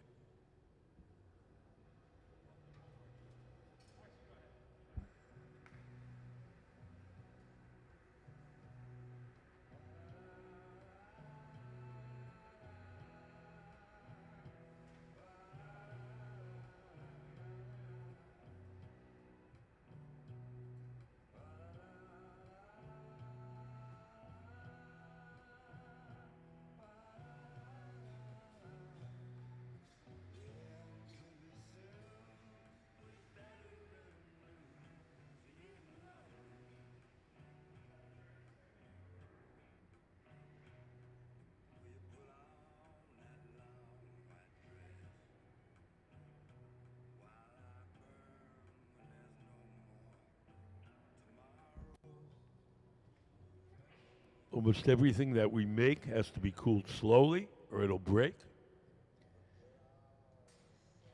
If we just took this off the metal rod and put it on the table and let it cool on its own, it would cool too quickly and unevenly and it would break. So we're going to take it off the metal rod and place it in that big black oven at the left side of the studio. And then we're going to turn the temperature down very slowly overnight, and that will prevent it from breaking.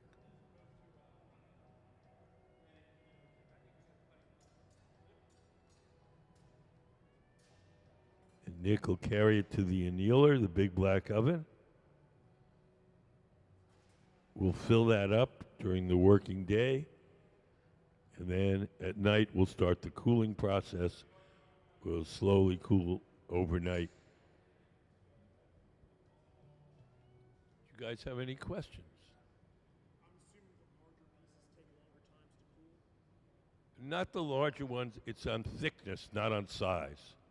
So if you had if it was an eighth of an inch and this big, it'd be the same as something this big and an eighth of an inch. It's the thickness, not the size.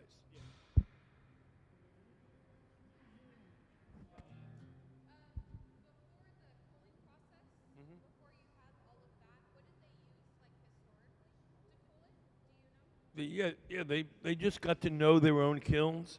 They would, they'd have vents in them. They'd pull out a couple of vents, and then a couple hours later, maybe open the door a little. It just has to be cooled very slowly. It doesn't have to be cooled very precisely. So if you just, if you know your oven and you just figure out a routine, you can do it without mechanical stuff. Today we have computerized thermostats that do it automatically.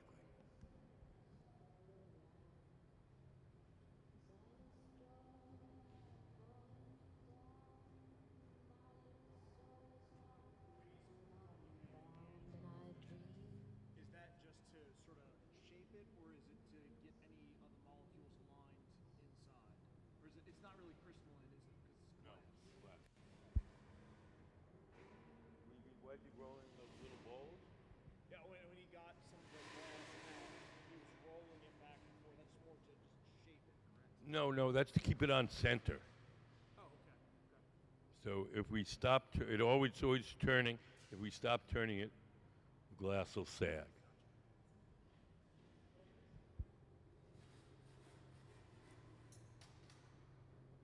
So Sarah, seated to the left, is blowing through that steel tube and inflating it as Ben, sitting at the workbench, shapes it. Relatively the same process that has been historically used. Like it. It's pretty much the same as it's been for 1,000 years. Only things that new are the torches. They didn't have torches in the glass shop until the 1950s. All the hand tools are the same, processes are the same. When was glass first produced?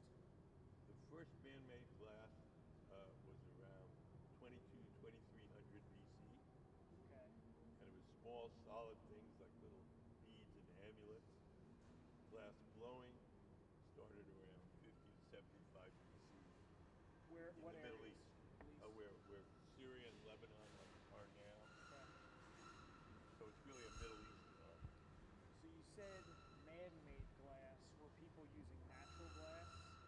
Yes, um, there's a glass that comes out of volcanoes called obsidian. It's a rock, but it's actually glass. Okay. And Stone Age people used it to make tools and arrowheads because when you chip it, it's glass. When you chip it, it leaves a very sharp edge. So it is useful for making knives and arrowheads, things that need to be sharp. Okay.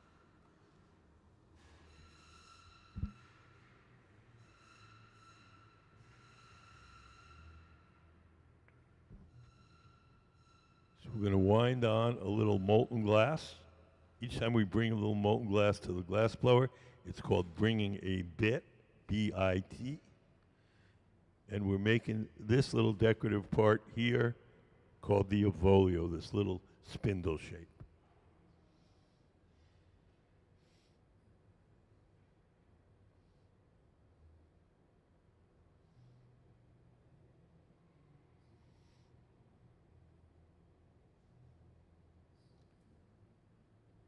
Can we put... I remember correctly, like, what was it, window panes back in the 17 or 1800s? They used to be spun like big sheets of glass. Yes.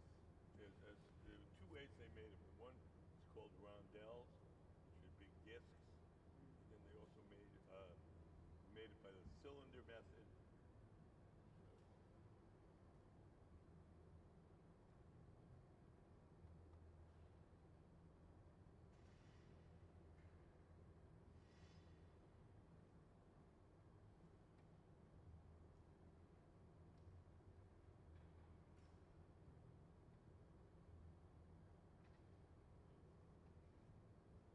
They would blow a cylinder of glass like this, and they would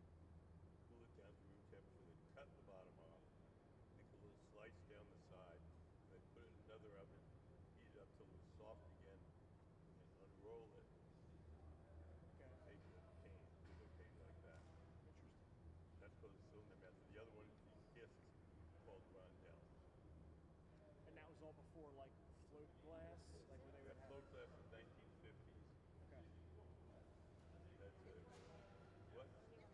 Oh, yeah, that was invented in England. It's called the Pilkington process, where they float the glass. They pour the molten glass onto a giant tank of molten tin. The tin melts at about 600 degrees, the glass at about 2,000 degrees. So the glass will float on the tin surface, but the tin surface is like perfect. So you just pour it on one end, and as it goes over the tin bath, it starts to cool down and harden, and at the other end, it goes onto a conveyor belt. So they can make a continuous production of glass, and they can control, by controlling the amount of glass they pour onto the tin, they can control the thickness. And then it just goes onto the conveyor belt and gets cut into individual sheets. And that's more like an industrial process. Yeah, that's how the glass in your windows is made. So this is basically like small workshops. Yeah, this is the handmade traditional glass blowing process. I'm gonna get real technical here for a moment. Sure. Tempered glass. Yes. How in the world? Like I've heard that internal stresses are supposed to go ahead and help.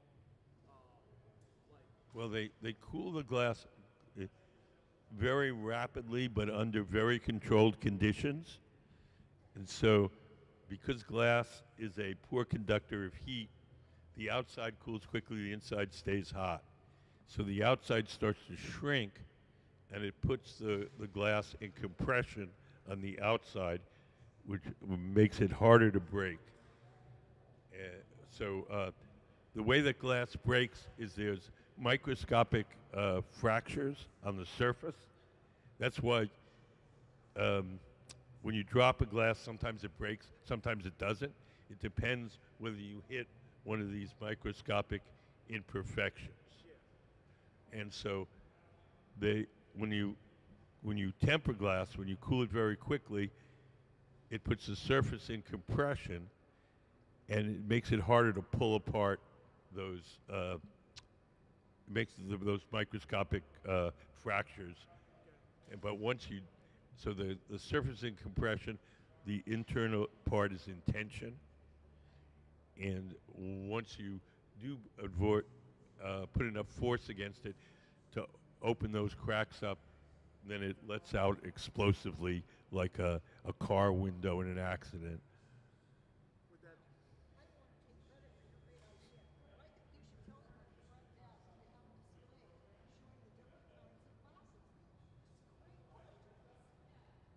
Prince Rupert's drops. Do Yeah. y'all do those here or? Yeah, occasionally. We have a video that we show a lot. There's a lot of good videos on YouTube. I've seen some. Yeah. Yeah, where they shoot them with bullets. But that's essentially the same thing. That's like tempering the glass. Puts the outside in compression. It makes it really hard to break. But in the tail of the drop, in the center of the drop, there's a real difference between the outside and the interior. Different temperature. Are you a scientist or engineer? What? Oh. I like to learn a lot. Okay. So there's the thick part of the drop is a big differential in temperature between the surface and the center. But at the very tip, where the drop tapers, there's very little difference. So there's very little. It's not really tempered. So when you snap that, it releases all that energy and the thing explodes. So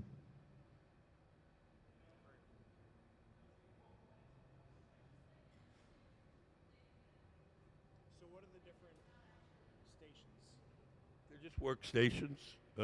We have I mean, you've got like what? You've got the molten glass. molten glass is in the glass furnaces.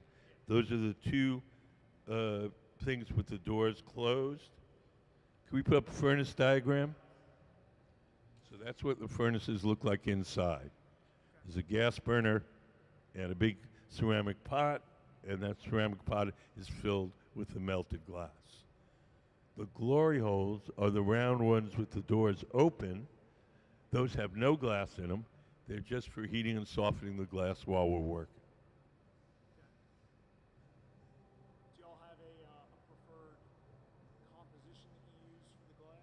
Yes, we buy our glass from a company called Spruce Pine in North Carolina, and it's specifically formulated for this kind of hand blowing.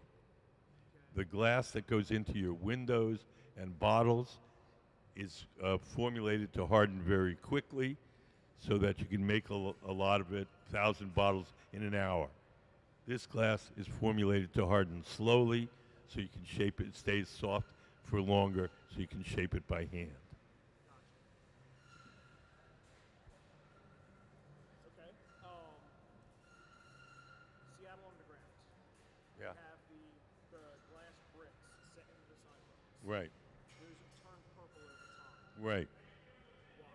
Why? Why? Because why the glass bricks turn purple? The glass, one of the ways, if you just make glass from ordinary sand like you'd find at the beach, the sand has a certain percentage of iron in it. That's what gives it the slight brownish cast. And so in order to counteract that, you can add manganese. And so it binds the iron, and so it gives you a glass that's fairly clear and tint-free, but it's a little on the gray side. If you put too much manganese in there, then it's not stable, and manganese makes glass purple. So some of it's bound to the iron, but some of it's free, and eventually, with the sun beating on it, it starts to turn purple, and then the manganese. You have a little. You don't have a precise amount of manganese. You have a little too much manganese in there, so it starts to make the glass purple.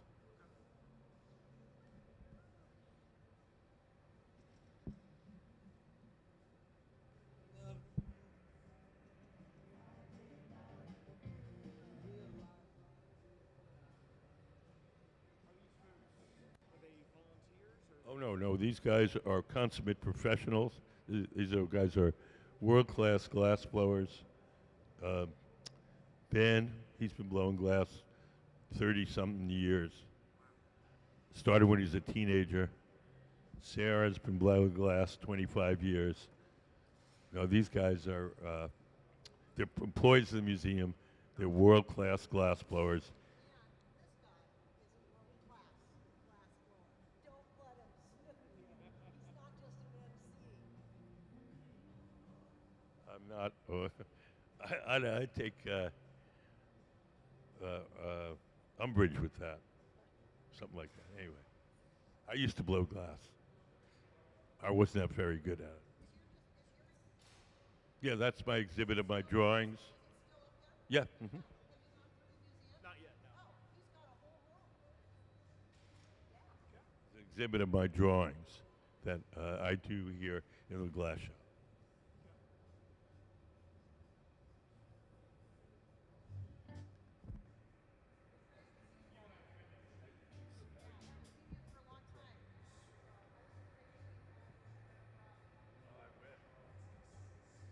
Your mouth to God's ears. I'm gonna keep on walking around. Thank you though for answering Oh, all these yeah. questions. No problem. Really?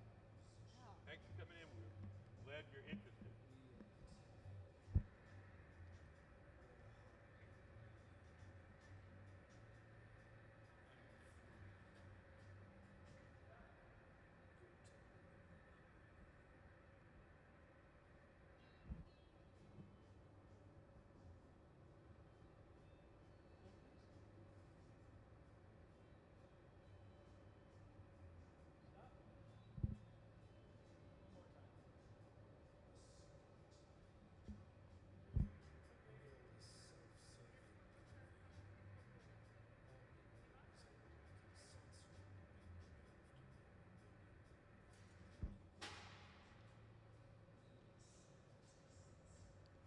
So Sarah Black shirt, gray shorts. He's going to get some glass out of the furnace. She's going to bring a little dollop of molten glass to Ben, sitting at the workbench. And he's going to make this little spindle-shaped part called the Avolio, A-V-O-L-I-O.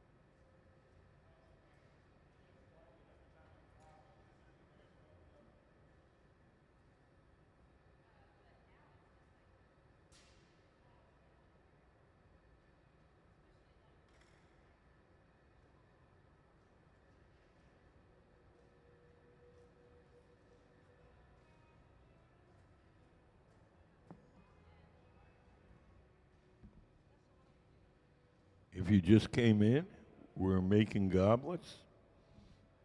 The folks on the floor are our Museum of Glass Hot Shop team. They're employees of the museum. They're super skilled glass blowers. They can make just about anything you can imagine. Today we're making these martini glasses with a kind of faux bamboo stem. When we make these fancy glasses, we make the bowls, the part you drink out of separately. That's what he's making right now. We'll take the bowl once it's done and place it in this oven called the garage, where it'll be kept warm until we're ready to assemble the goblet. The garage operates at about half the temperature of the furnaces. It's hot enough to keep the glass from breaking, but it's not hot enough to make the glass soft. So whatever goes in the garage stays warm, holds its shape. When we're ready to use it, we'll pull it out and heat it up a little extra. So when we make these fancy goblets, we usually make several bowls in a row, place them in the garage, and then we'll make a stem and a foot. Stem being the part that holds it up, and the foot being the part that rests on the table. We'll make a stem and a foot, and then we'll pull a bowl out of the garage and stick it on top.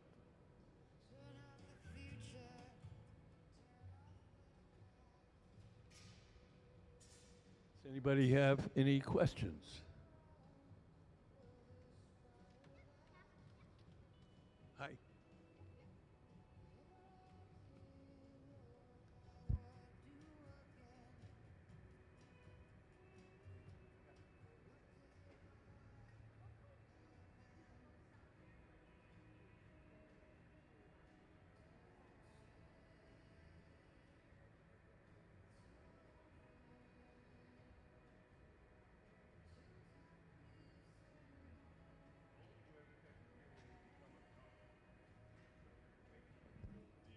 And it's generating a lot of heat. We'll put on a glove or a sleeve. Otherwise, you don't really need them.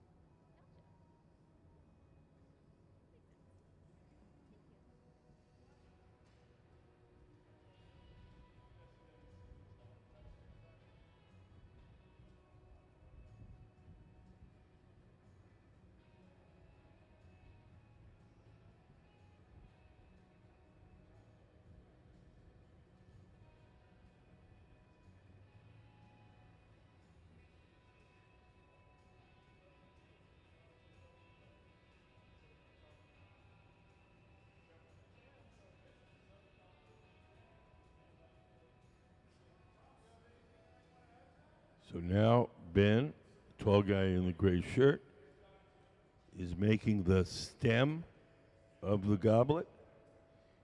He wants it to look like bamboo, so we're gonna make a long stem and we're gonna put little notches in it that imitate the sections of bamboo.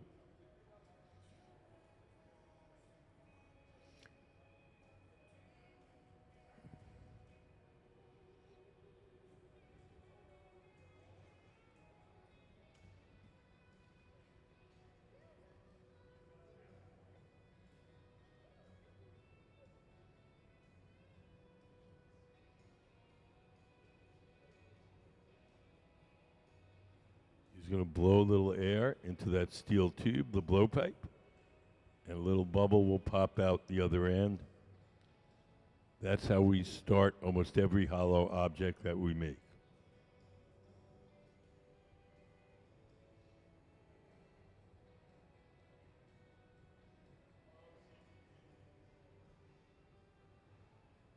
Do you guys know about our contest for kids?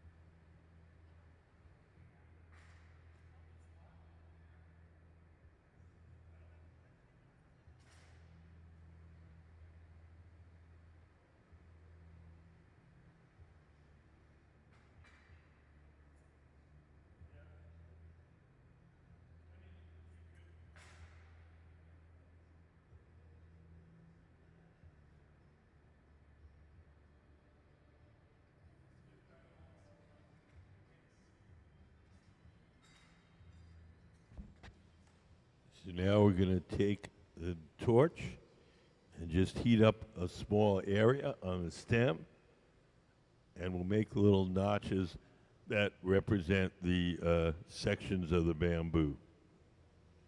Glass is a poor conductor of heat, so you can get one area really hot and soft, and you can shape that area without disturbing the rest of the shape. So we're using the torch to soften the area where we want to make the little notches.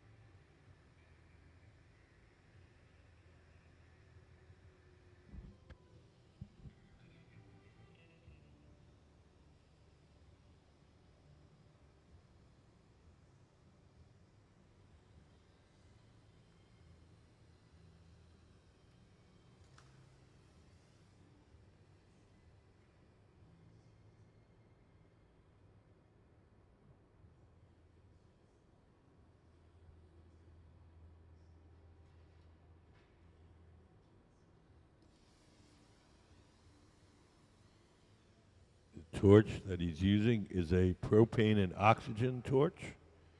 It has a 5,000 degree flame. It allows us to get one small area of the glass very hot very quickly. Does anybody have any questions?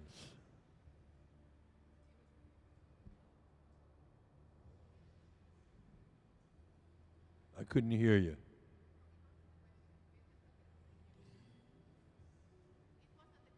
Oh, okay.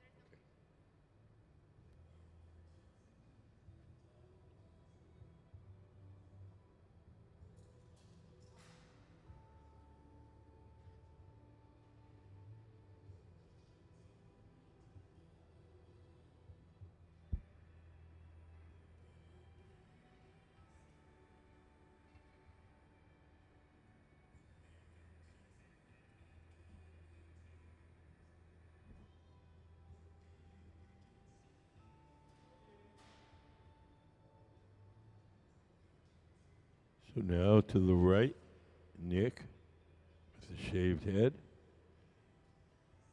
is going to get a little molten glass out of the furnace. He's going to bring it to Ben at the bench, and he's going to wind on a little dollop of molten glass, and Ben will make a little disc.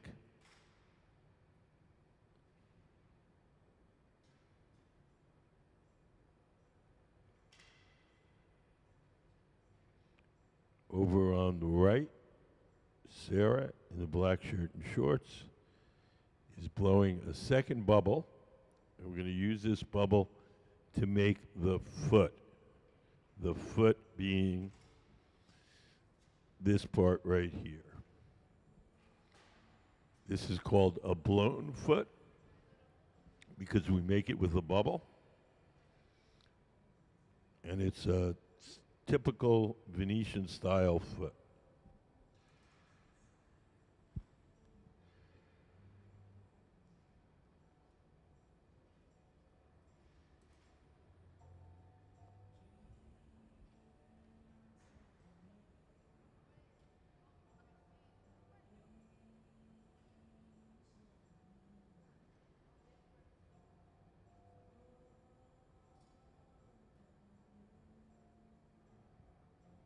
Drop the bubble onto the stem, cut it off in a little teardrop shape. We're going to heat that teardrop up and cut that in half.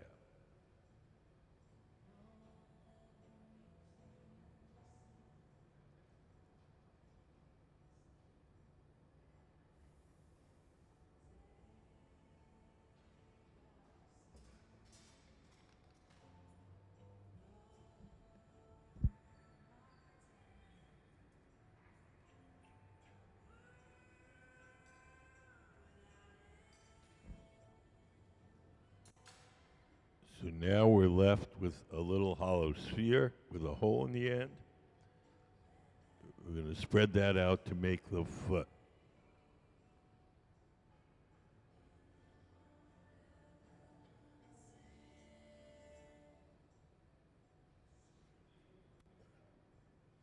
Do you guys have any questions?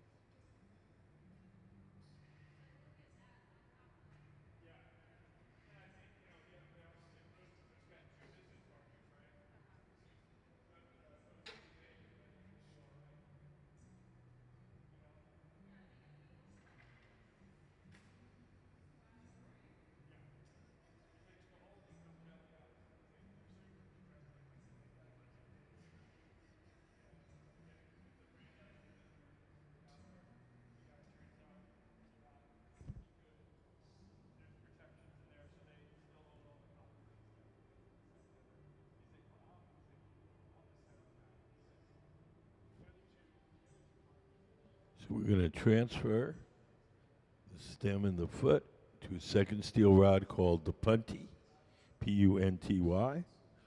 This will hold the stem and the foot from the bottom.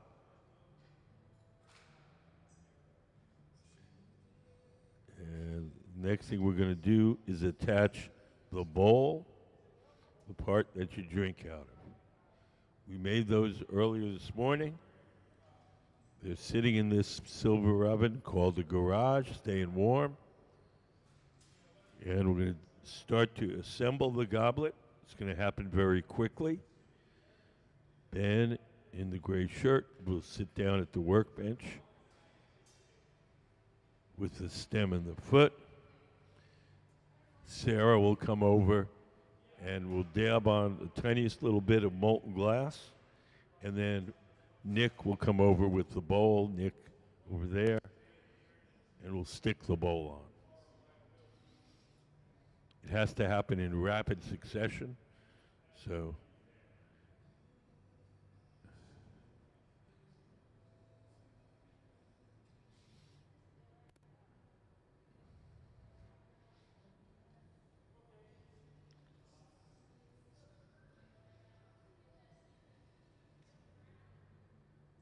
here we go. Sarah comes over with the molten glass. We dab on a little bit to glue the two parts together. Nick comes over with the bowl, the part you drink out of, and that molten glass bit will hold the two parts together. So now the goblet is assembled. We'll heat it up a couple more times just to make sure everything's on there nice and straight. And then everything that we make here has to be cooled slowly so it doesn't break. The slow cooling process is called annealing.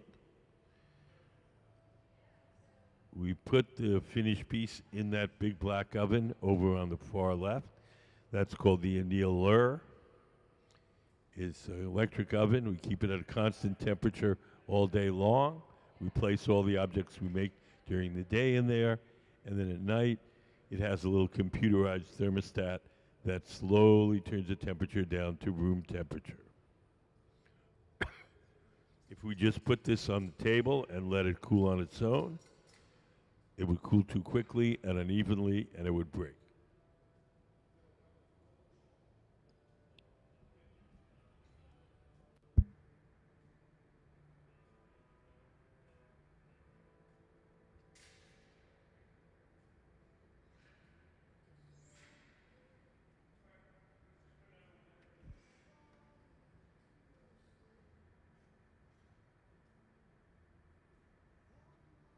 You guys have any questions?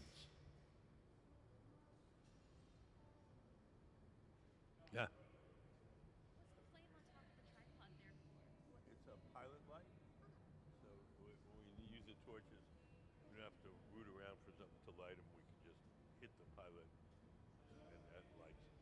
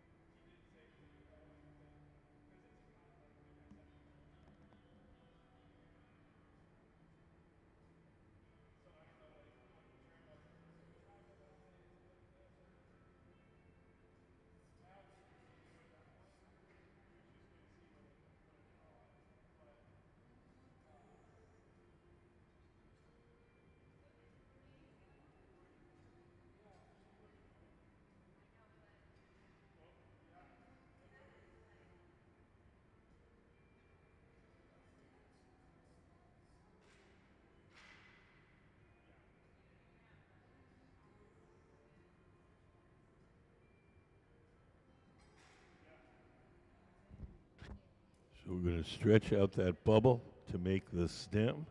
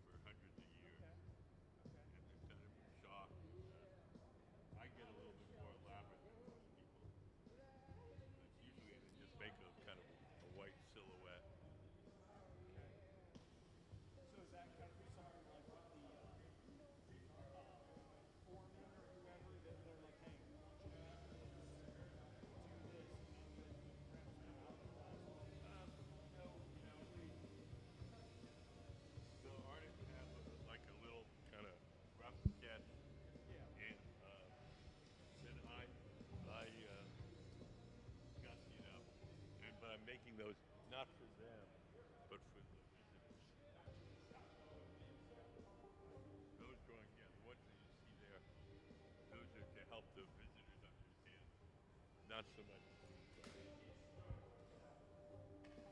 Do y'all do like classes there as far as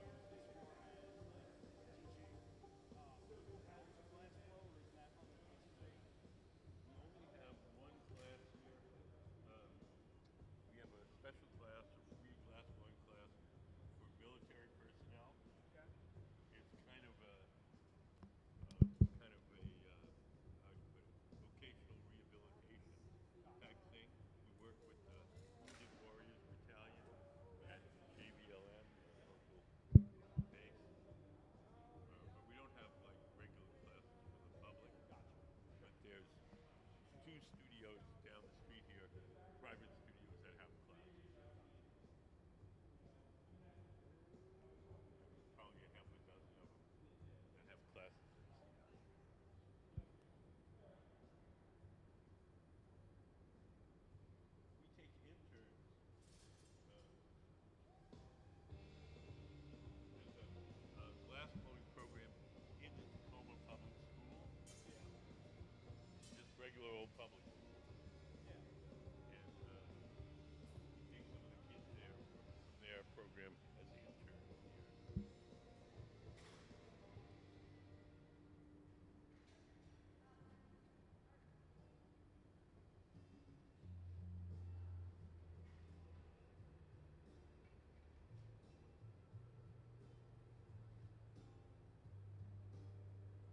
So we're going to flatten the foot.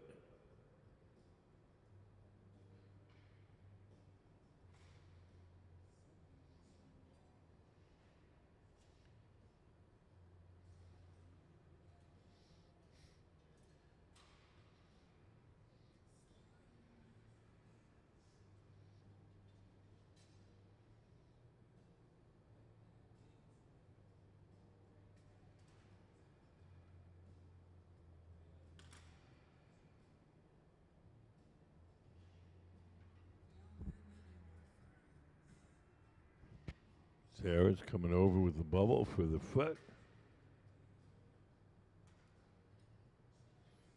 She'll get it very hot and soft. She'll hold it up in the air, let it droop. And we'll cut it off in a big teardrop shape. We'll heat that teardrop up and cut that in half. And that'll leave us with a little hollow sphere with a little hole in the end. We'll spread that out to make the foot. This is called a blown foot. It's a very traditional Venetian style foot. Starting in 1979, a number of Venetian masters came here to the Northwest and began teaching the young Americans how to blow glass. And since that time, we work pretty much, not exactly, but pretty much the way they do in Venice. Do you guys in the back have any questions?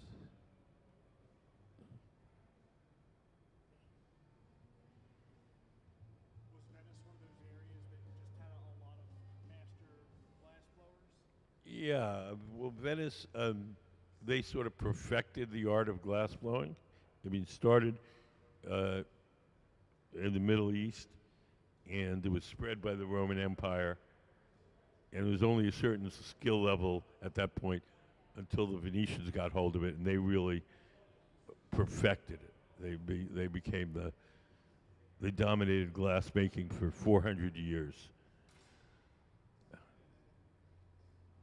And they have a long tradition. They've been making glass in Venice or the Venetian area. It's actually now made on an island about 3/5 of a mile away from Venice. But they've been making it there since the 1200s.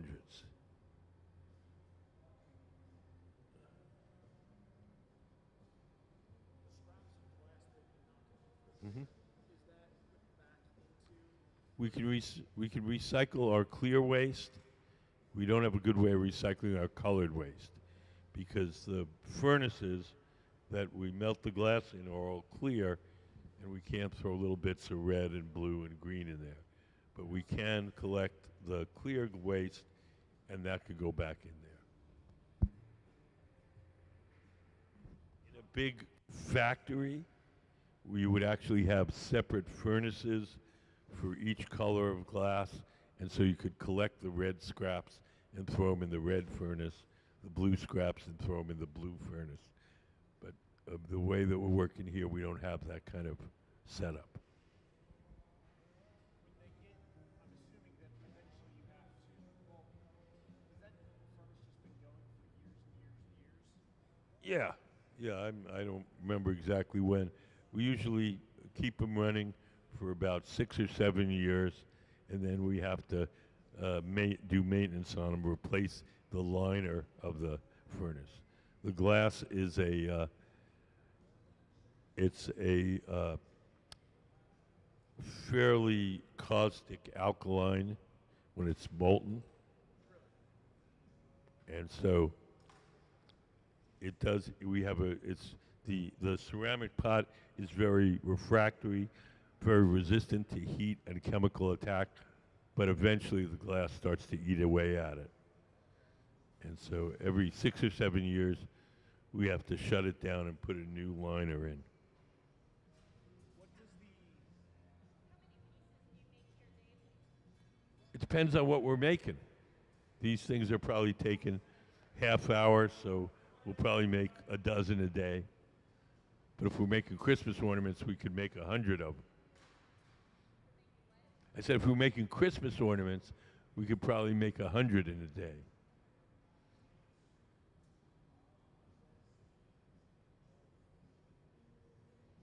when y'all are refilling the furnace, what does the raw glass? Is it sand? Is it like When we get what's called batch, and batch is kind of like a cake mix. It's got all the ingredients proportioned in it, and so we just throw the batch in and cook it overnight.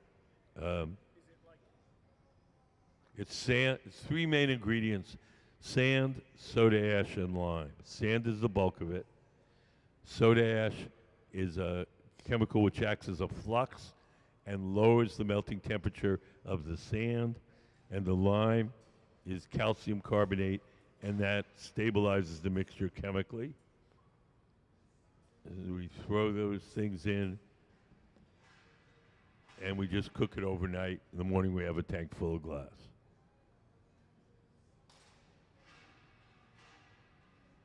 I imagine that once you like it's running for months or years now, at the end of the day, you might add more in that way it has a chance Yeah. to go ahead and melt. Well, we don't do it. We have 2 furnaces, so let's say the 2 of them are already full. We'll work out of one till it's almost empty, and then we'll switch the other full one and work out of that, and the one that's almost empty, we'll shovel the batch in and cook glass in that one, and then we'll, when this one is empty, we'll switch again. So we just go back and forth, back and forth.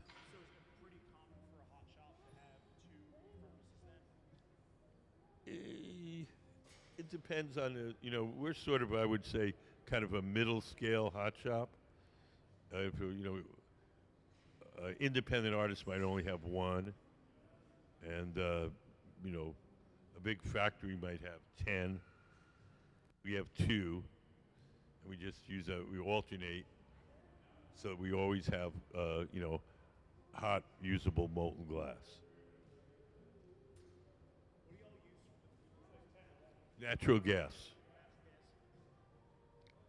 There are electric furnaces, but we don't have one.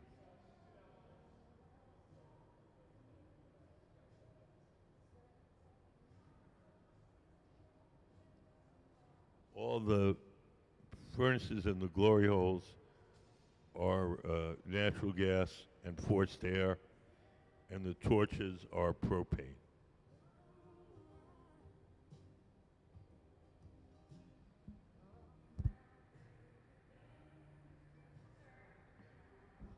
Yes. 2100 degrees Fahrenheit, or 1150 Celsius.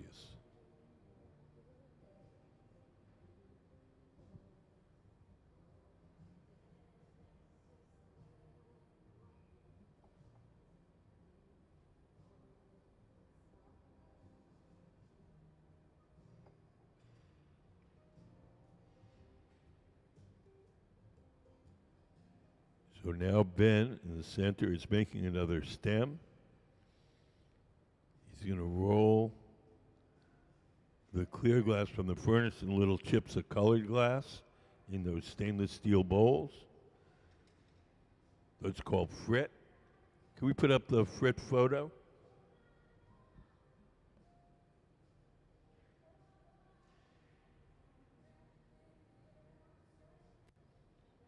So we buy this stuff commercially from two companies in Germany. They have close to 200 colors. And when we use the frit, it's a way to color something quickly but not perfectly.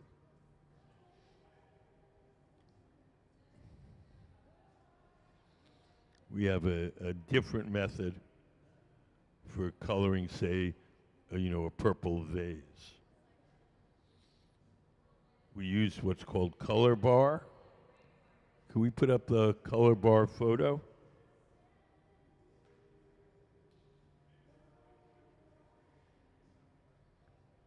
So again, from these two companies in Germany, we get these bars of concentrated colored glass. And we want to make a colored object. We blow a bubble of clear glass from our big furnace. We heat up a chunk of the colored glass, and then we coat that initial bubble with whatever color we want the object to be. We have a little video and show you how that's done. Can we play color overlay? The color in glass comes from adding various materials to the mixture of raw ingredients called batch. Most of the colorants are compounds containing some kind of metal. For example, adding cobalt to clear glass creates a deep blue. Tin and antimony can be used to create white glass, and gold chloride can produce a rich red or pink colored glass. Colored glass is melted in furnaces, just like clear glass, and then is usually rolled into bars for storage and easy application. In order to apply color bar to a bubble, we first need to preheat the color to approximately 950 or 1000 degrees Fahrenheit in a color oven or garage. Once warm, the color is then picked up on the end of a punty rod using a little bit of clear glass as a support. The color is then heated in the 2300 degree glory hole to soften it and make it malleable, while another artist creates a small bubble of clear glass on a blowpipe. Once warm, the color is dropped over the clear bubble, and then using a variety of hand tools or the steel marver, the color is rolled back over the clear in an even layer. This process is called dropping color, or creating a color overlay. Depending on the project, that bubble is then usually gathered over with clear glass and blown into the final form.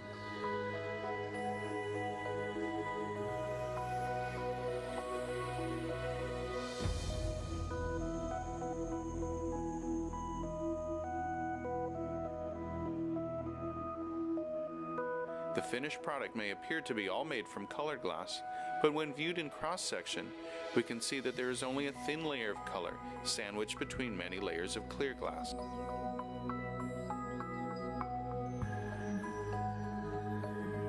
The reason that we color the glass in this manner is so that we can have any color we want anytime we want. If we were to fill the furnace with blue glass, we could only make blue things. If we coat each piece individually, we can have any color we want anytime we want.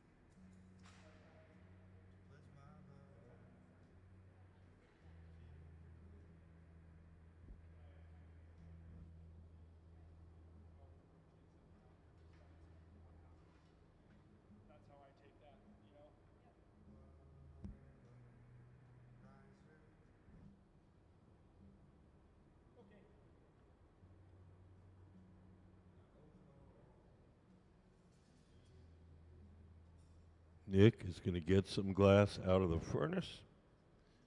He's going to bring it to Ben, sitting at the workbench. Ben's going to wind on a little dab of molten glass, and he's going to make a little disc at the base of the stem.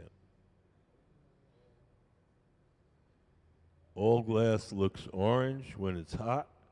The orange color is the glow from the heat, not the color of the glass.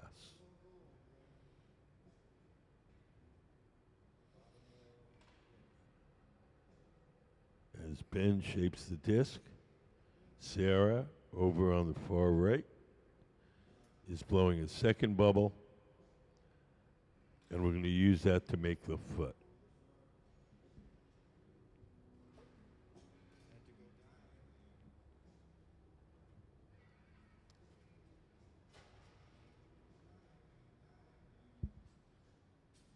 Hi, how are you guys?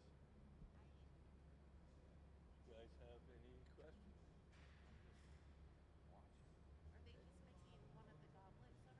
We're making a different goblet, but they're goblets. It's a kind of martini glass with a little stem that looks like bamboo. It's got little sections.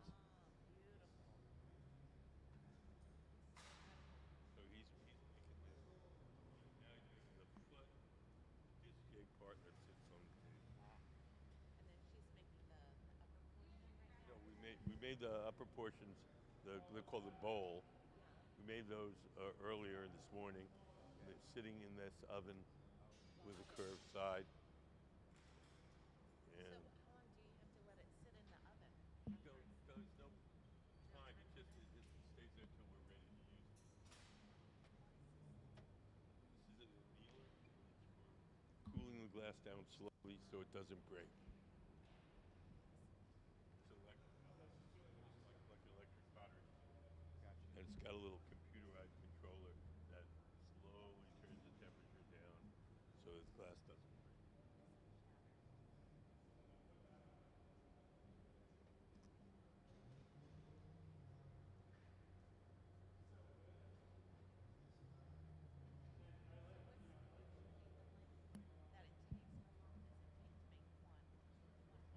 It depends on how fast they are. They're probably running, I'd say about 25 minutes time.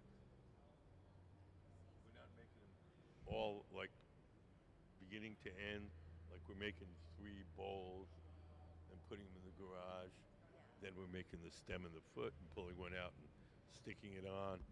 If we were making these in production, we might make bowls all day long.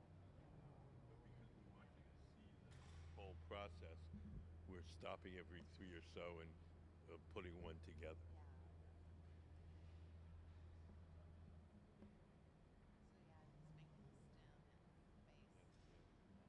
Making the foot now. Can we put up the goblet anatomy drawing?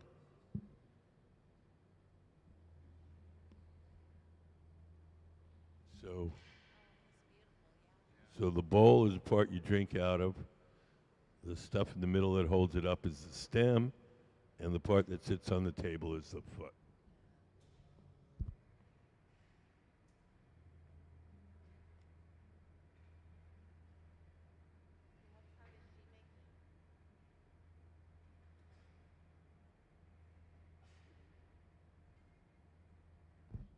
Well, now that we've got the foot on there, we're going to transfer the glass from the rod that Ben has. Ben is the tall guy in the gray shirt. And Sarah's making what's called the punty. And we're going to attach the stem and the foot to the punty and break it away from Ben's thing. So basically, it was attached here. Now we're going to grab it from the bottom. That'll leave the top exposed. Then we'll take a bowl and stick it on top.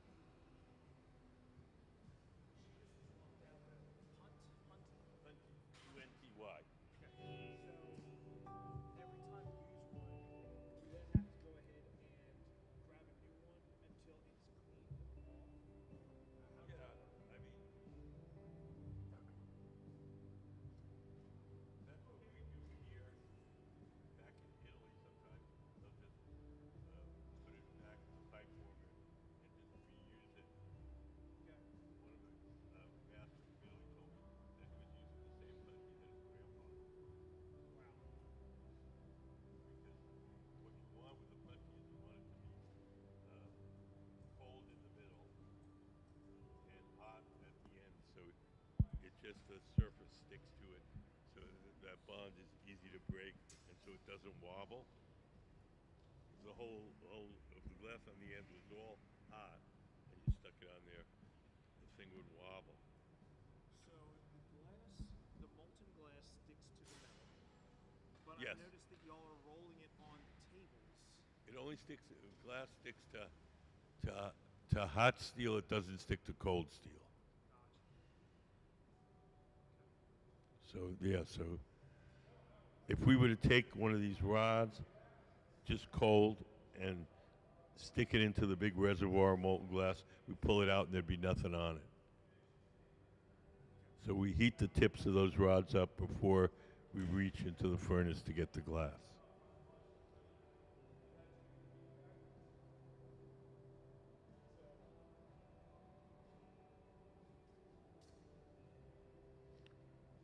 And we take the finished glass to our annealing oven, where it'll be cooled slowly overnight.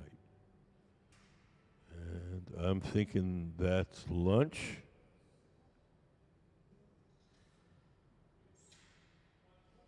Lunch. Okay. So we're going to take an hour lunch.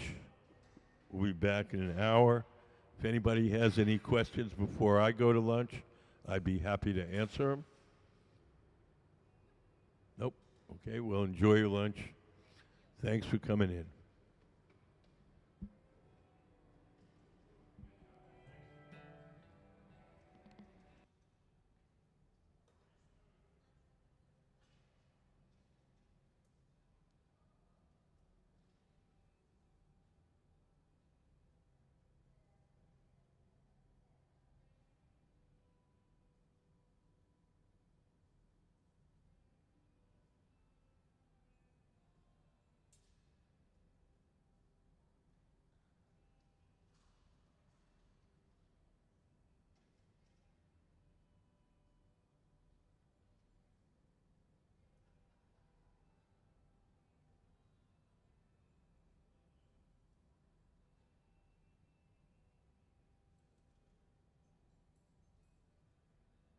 Taking our lunch now, so we'll be back in an hour.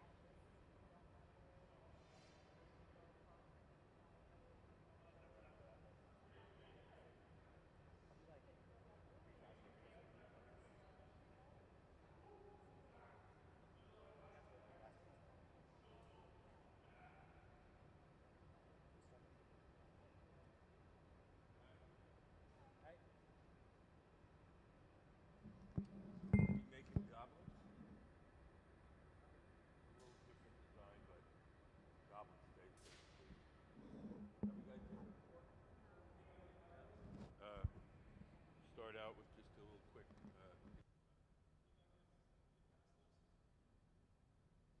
Do it with the microphone because people will come in eventually. Uh, so everything that we do starts out in our glass furnaces. The glass furnaces are the machines where you see the doors closed. There's two of them, one on each side of the studio. Can we put up the glass furnace diagram? So if you look up on the big screen, that's what the furnaces look like inside. So in each furnace is a big ceramic pot. In that ceramic pot is 1,000 pounds of melted glass. We keep the melted glass at 2,100 degrees Fahrenheit, which is 1150 Celsius. And at that temperature, the glass has the consistency of honey. So if you can imagine a giant crock pot full of honey, that's what our furnace is like. We want to get the glass out to make stuff. You take one of those steel pipes, those are called blow pipes, and we dip them into the melted glass like you're dipping into a big jar of honey. We dip it in, twirl it around, a little bit of the glass sticks to the end of the pipe. The pipe itself is hollow, so when you blow, it blows up like a little balloon.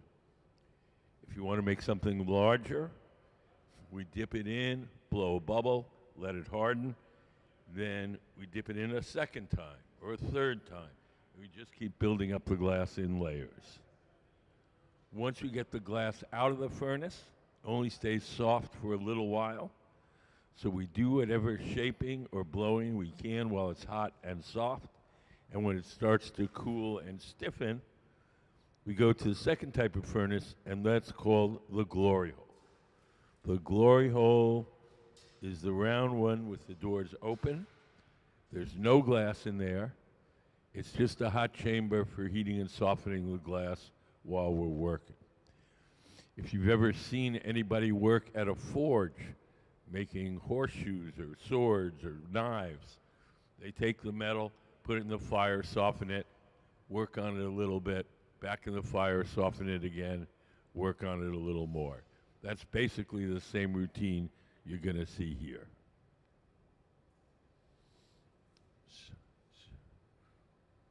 So we're going to, so that's the guys who are blowing glass here are our Museum of Glass Hot Shop team. They're all incredibly skilled glass blowers.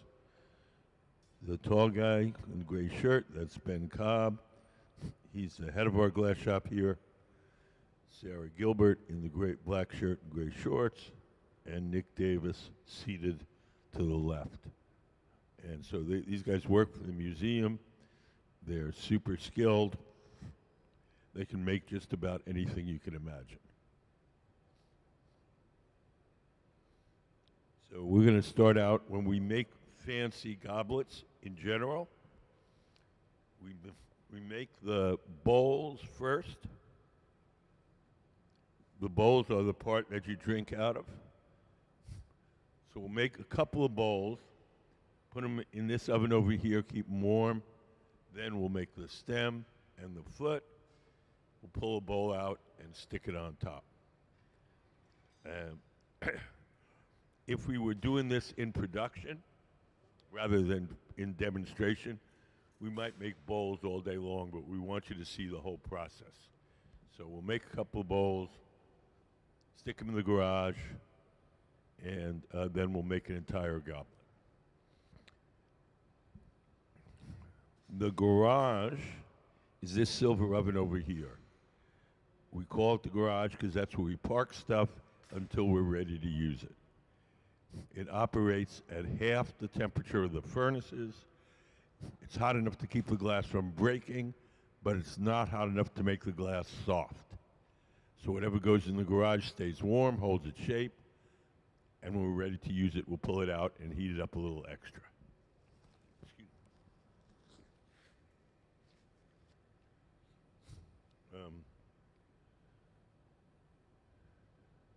So you notice that one of the glass blowers is seated to the left of the workbench. He's the person that's going to be blowing. He's going to blow through that steel tube, the blowpipe, and inflate the glass as Ben, sitting at the bench shapes it.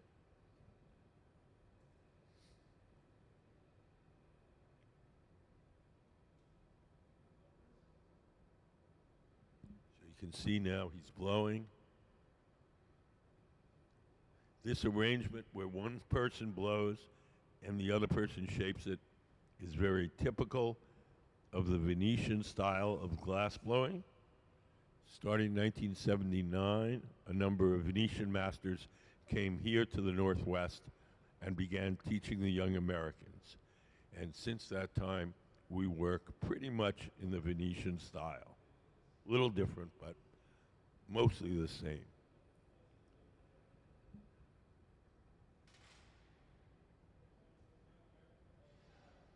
Do you have any questions so far?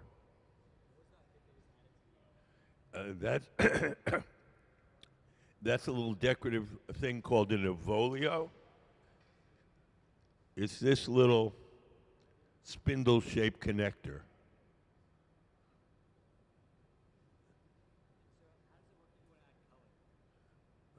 The color, you can really only color the glass itself when you first cook it up from scratch. Cobalt makes it blue, chromium makes it green, tin makes it white. What we do is we buy colored glass, already colored, like an artist buys paint. And if we want to make a red vase, we blow a clear bubble of clear glass from the big furnace, heat up a chunk of red, and then coat that initial bubble with a layer of red glass. And by the time we blow it up, it'll be lined with red and it'll look like it's made out of red glass. So the reason we do it this way is so that we can have any color we want, any time we want. If we were to fill the furnace with red, we could only make red things. We buy it. Oh, when we heat it up, we heat it up in the garage sometimes, or these little ovens with the black doors. We call them a color box. We have a little video to show you how that's done.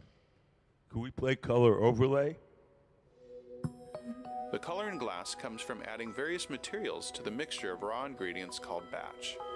Most of the colorants are compounds containing some kind of metal.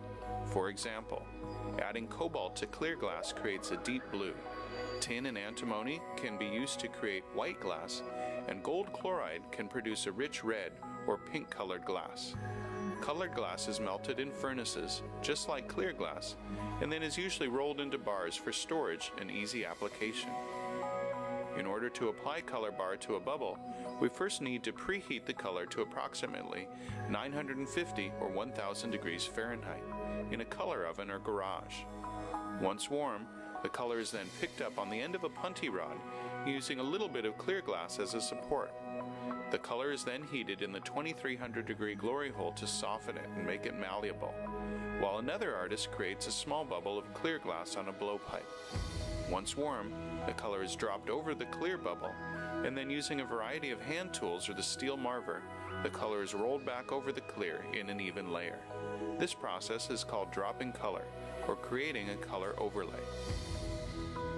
Depending on the project, that bubble is then usually gathered over with clear glass and blown into the final form.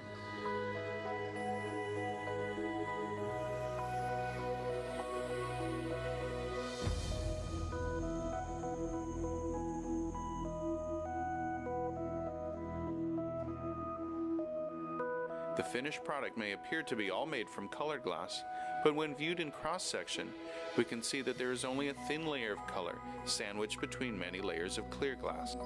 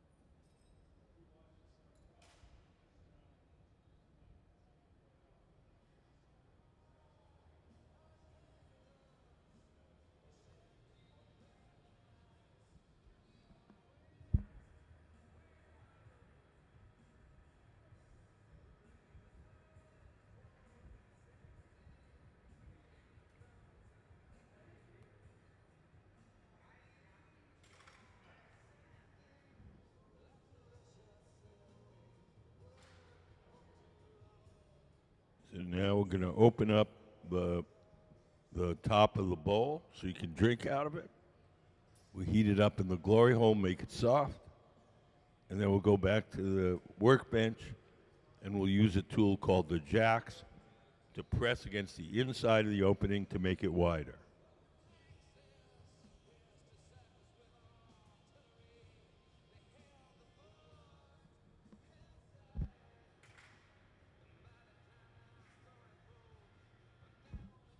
Does anybody have any questions? You guys, any questions?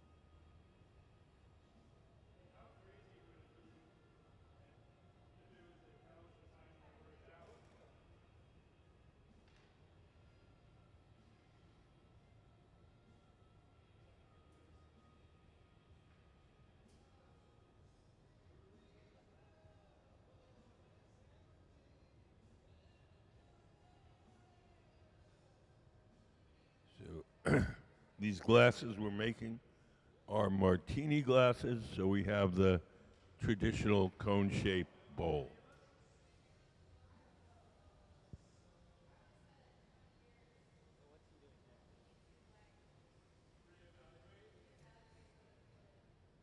He just warmed up the connection between the bowl and the metal rod, and we're going to chill that with the tool, and that'll make it. If it's a little warm, it makes it break nicer.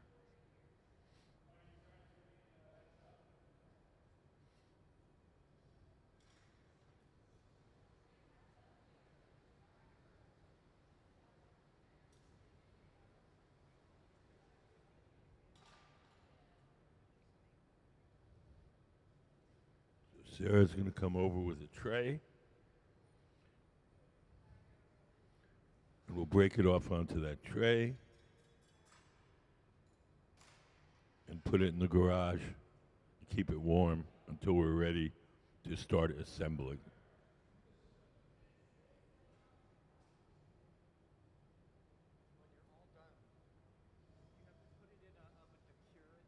Nope.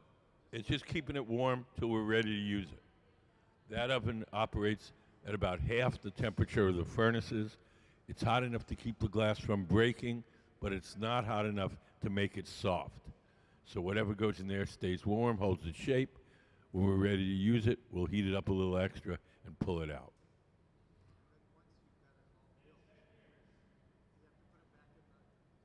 We put it in a different oven once it's all done, and that's a big black one over on the end of the studio. It's called the annealer. We keep it at a constant temperature all day long. We place all the objects we make during the day in there, and then at night, it has a little computerized thermostat that slowly turns the temperature down to room temperature overnight.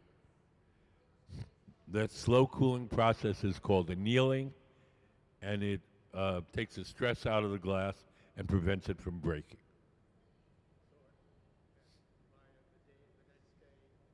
Yeah, yes.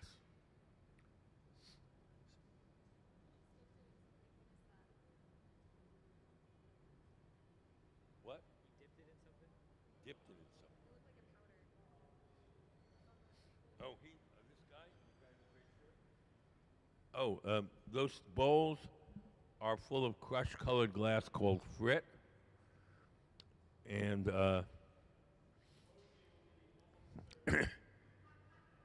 he wants to make this the stems look kind of like bamboo.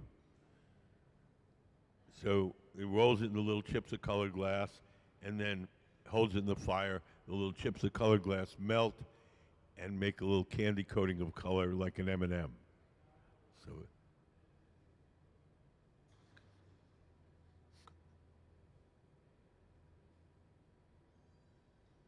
so he's making the stem now, not the bowl.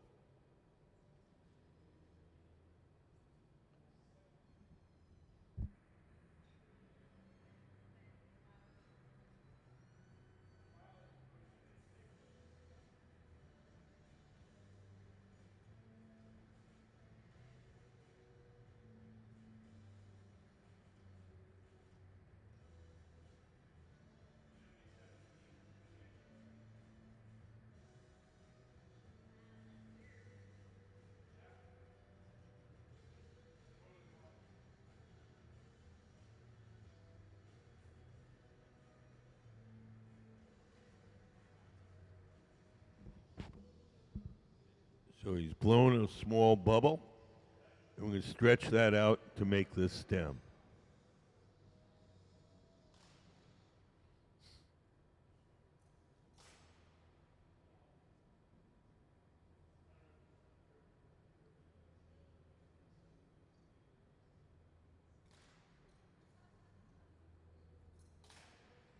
Oh.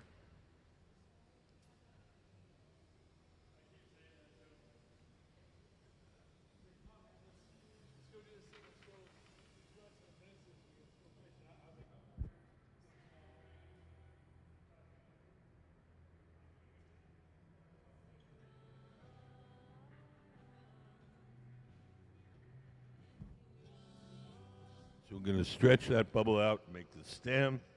We're going to make little notches in it, so that makes like the little division that you see in bamboo. It's got a little division where the sections meet.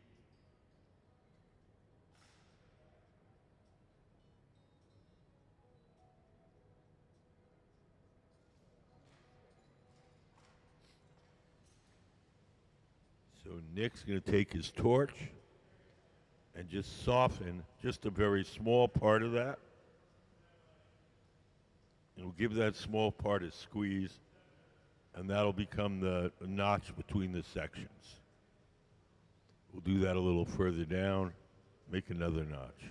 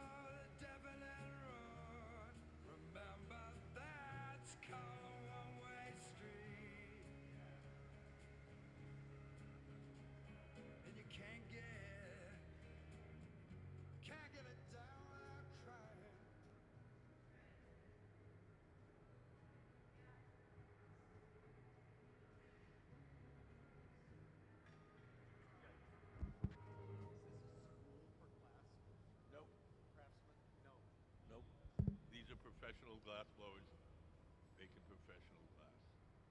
And they're using this space to do They're employees. their employees. Yes. They work for the museum. Ben, who's leading our team today, he's been blowing glass for 30 years. And then do they market their glass here? No, no, they're working for the museum. It's just If they make glass now, they're making it for the museum, not for themselves. for museum display. Some of it for display, some Do of they it for the store, Okay, but they're not selling. They're not. It's not like a concession. Right. They're not selling it. right. They're making it as employees would make Yeah. for any company. These ovens, are they electric ovens? What? The ovens are electric instead of No, electric? gas. It is Gas. gas. Natural gas.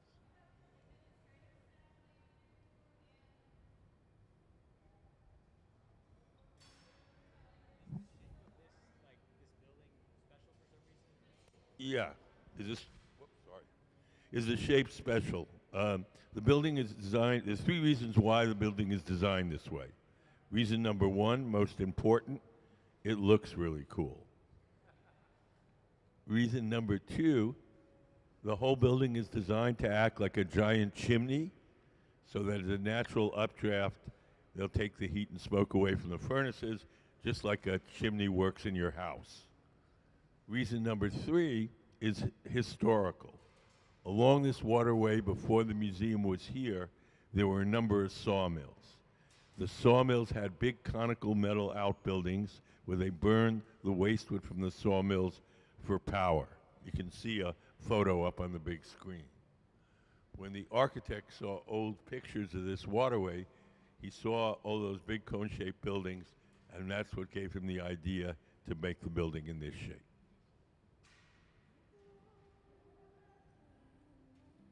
In a much less enlightened time, those were called wigwam burners.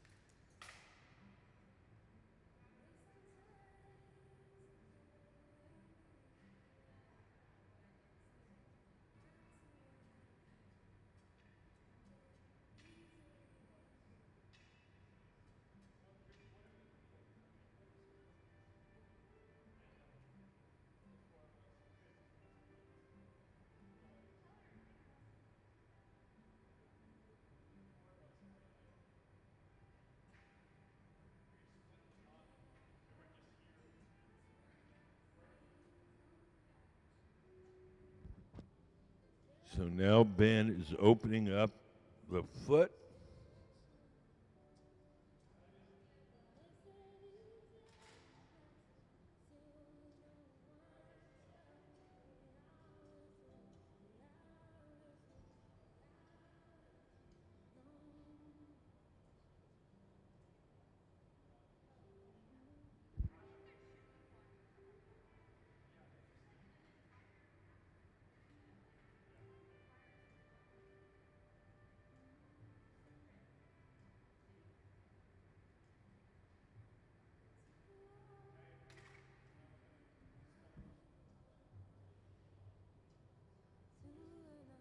Once we have the foot squared away, nice and flat, then we'll transfer the glass from the rod it's on now to a second steel rod called the punty, P-U-N-T-Y. The punty will hold the goblet from the bottom while we attach the bowl on the top.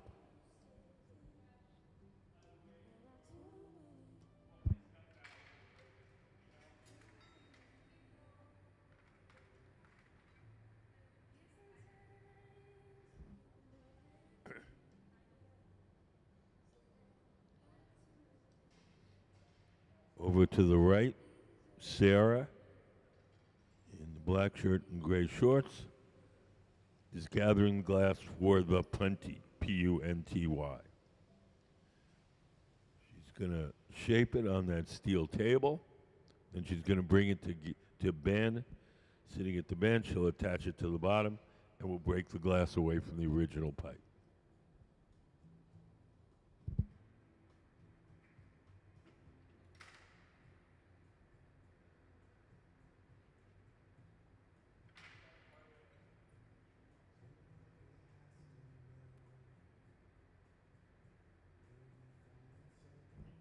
Here we go. We attach the punty to the bottom.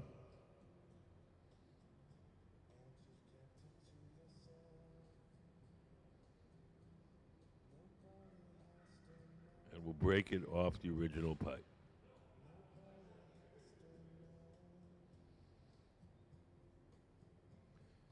So now we're getting ready to attach the bowl.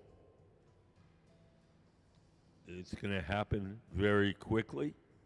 Once we start the process, Ben will sit down at the center bench. Sarah will come over with a little dab of molten glass. We call it the glue bit. We'll just dab on a little molten glass, and then Nick will follow very closely with the bowl, and that little dab of molten glass will hold the two parts together.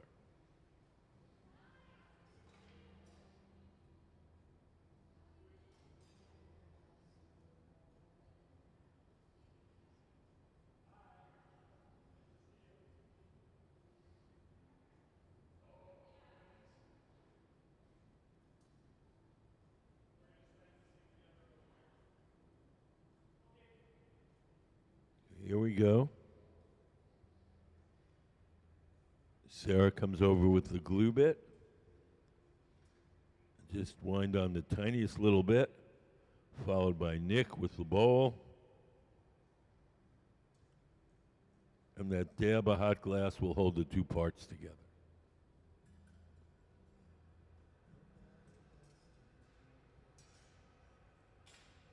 So now the goblet's assembled. We'll heat it up a couple of more times just to make sure everything's straight. And then we'll put it into our annealing oven where it'll be cooled slowly overnight.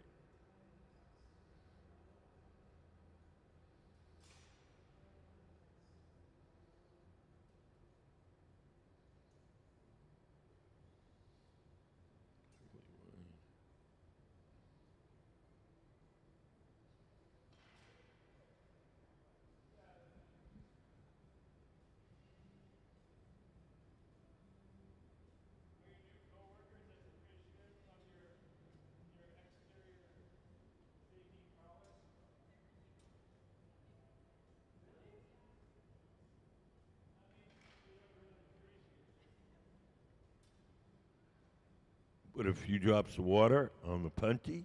That'll crack the glass just at that joint.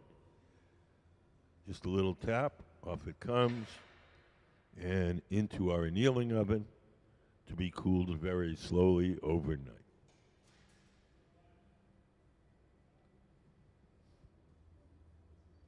You guys have any questions?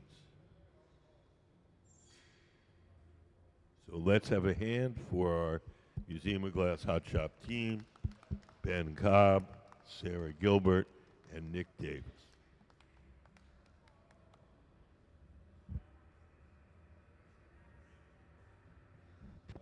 Ben's been working for 30 plus years, Sarah for 25, and I think Nick probably about 25. But you know, you can work that long. I know people that work that long who aren't that good. It's that the length of time you spend is not necessarily a measure of how good you are.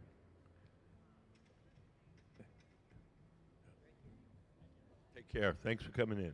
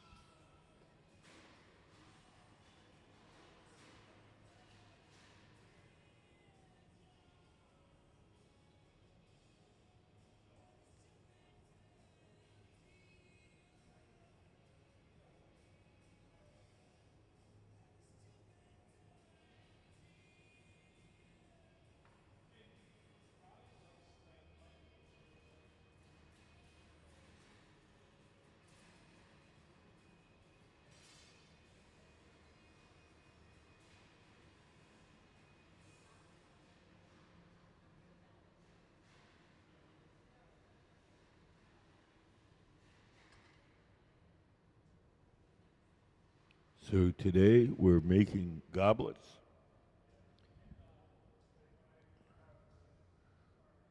The folks you see on the floor are our Museum of Glass Hot Shop team. They're a very skilled team of glass blowers. They work for the museum.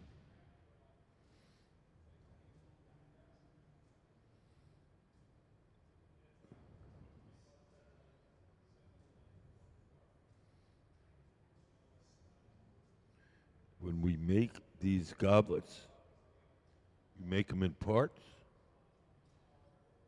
We first make the bowls of the goblets, the parts you drink out of.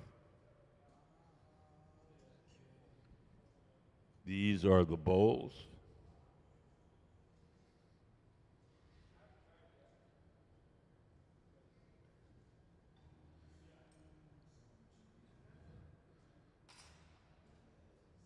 So Sarah, seated to the left, she's the person that's blowing.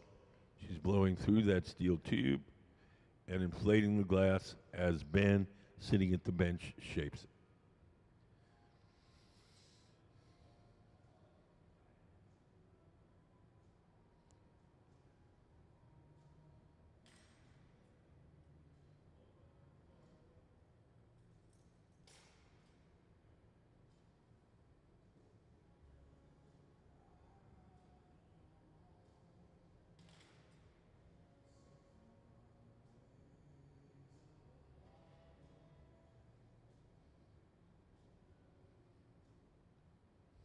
Hi, how are you guys? Good. You know, we don't charge extra for the seats. If you want to come in and sit down. We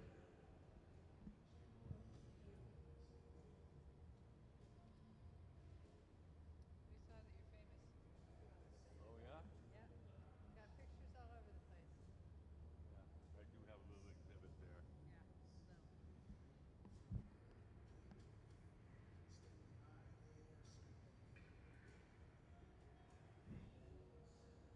So we're making martinis with a bamboo stem.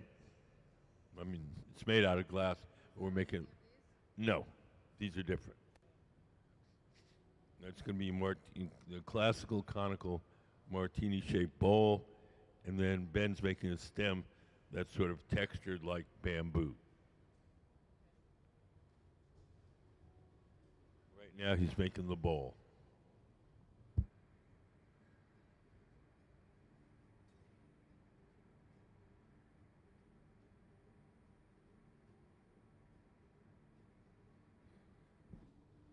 Sarah's coming over with a dollop of molten glass.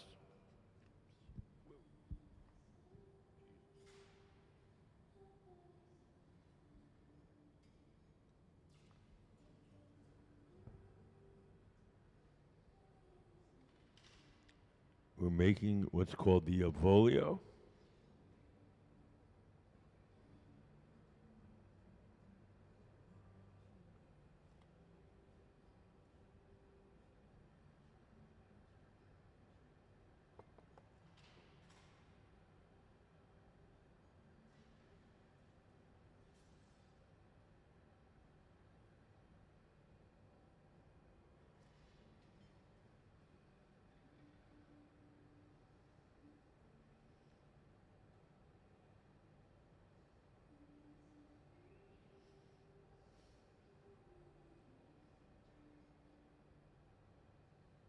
The next thing we're going to do is going to transfer the bowl of the goblet from the rod it's on now, the blowpipe, to a second steel rod called the punty, P-U-N-T-Y.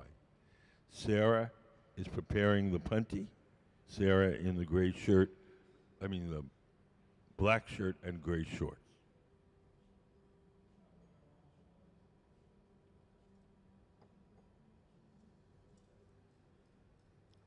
We attach the punty to the bottom, and then we're going to break the glass away from the original pipe.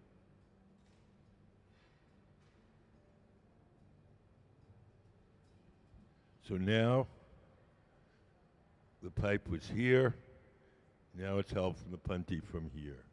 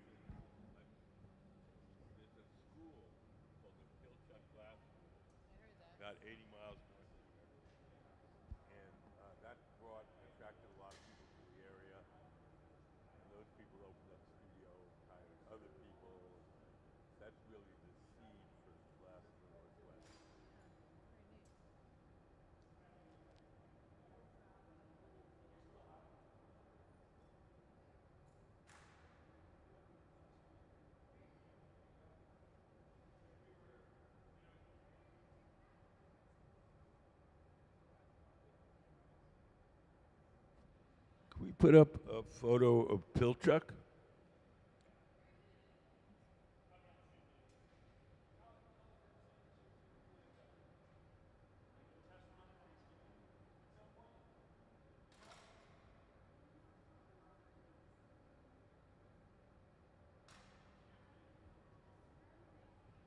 So if you look up on the big screen, that's the Pilchuck School. It's in the middle of a tree farm owned by Weyerhaeuser.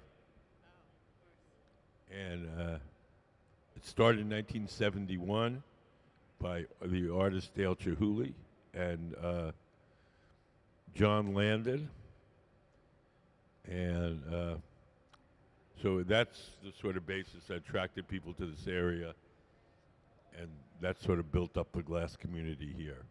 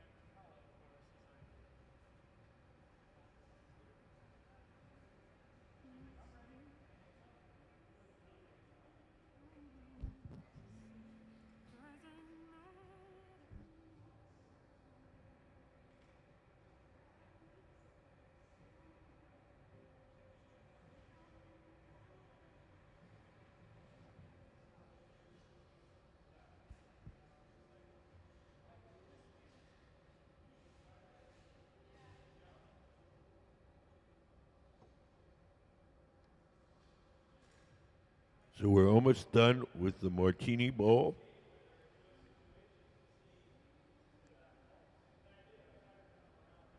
Sarah's going to carry it to the garage. The garage is the silver oven with the curved side on the left side of the studio.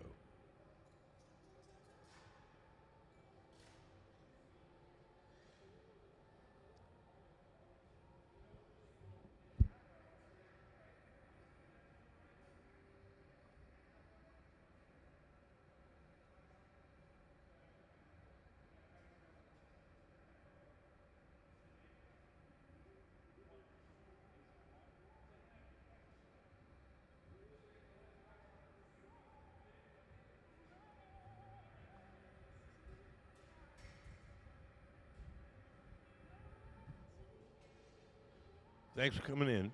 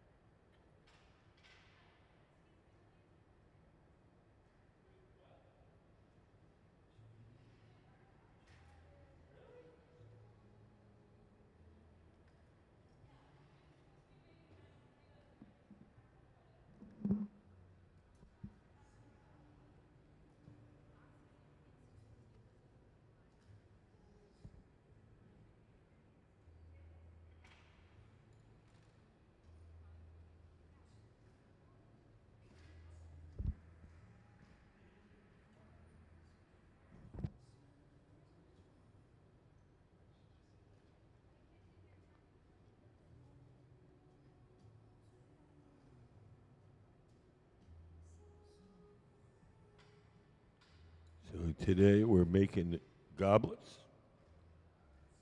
We just made the stem and the foot, and we're about to stick the bowl on. The bowl is the part that you drink out of.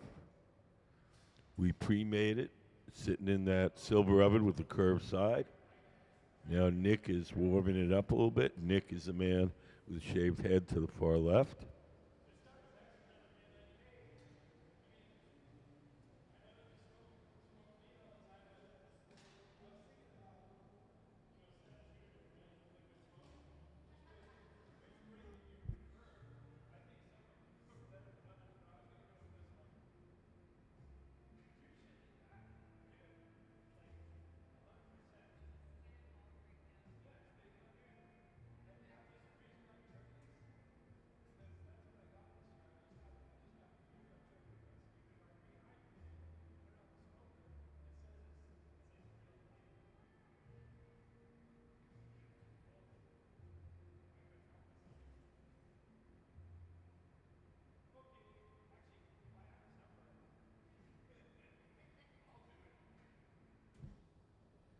So now we're about to assemble the goblet.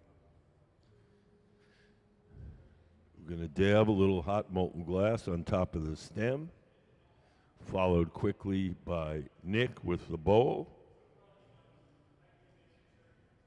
Give it Nick's steel rod a little tap. It will come off. And now our goblet is assembled. We'll heat it up a couple of more times. Just make sure everything's on there nice and straight. And then we'll put it in our annealing oven where it'll be cooled very slowly overnight.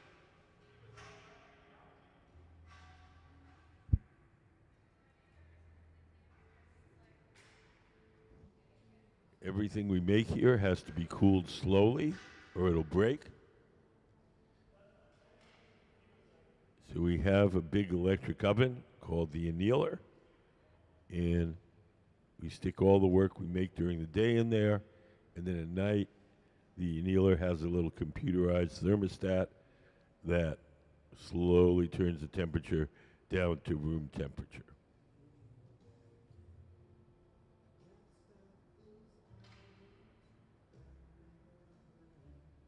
Drip a little water on the joint between the metal rod and the goblet itself. The water cracks that joint and into our annealer to cool slowly overnight.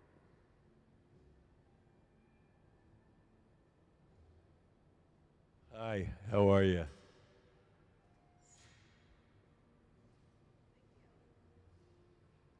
Do you have any questions?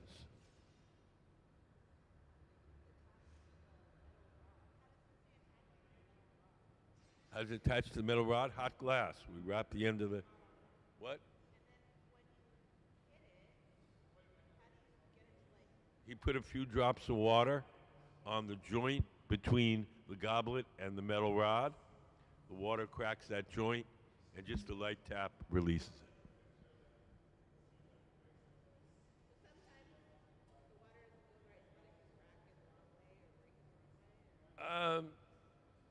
Yeah, I mean, mostly with beginners. These guys are pros, so that doesn't happen very often.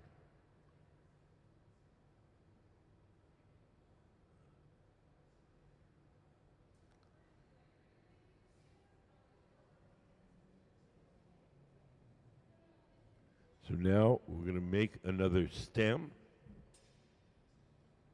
Ben is rolling his clear glass from the furnace in a little crushed colored glass, and now melting it on. So we're making these martini glasses, and they're going to have a bamboo-like stem, and rolling in the crushed colored glass is going to coat it with a color similar to bamboo. There's two kinds of ovens. There's glory holes and the furnaces. The furnaces where we keep the molten glass are 2100 degrees Fahrenheit, and the glory holes, the round ones with the doors open, are 2300. So a little bit hotter.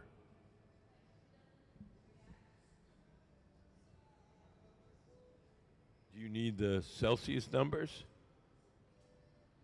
Or no?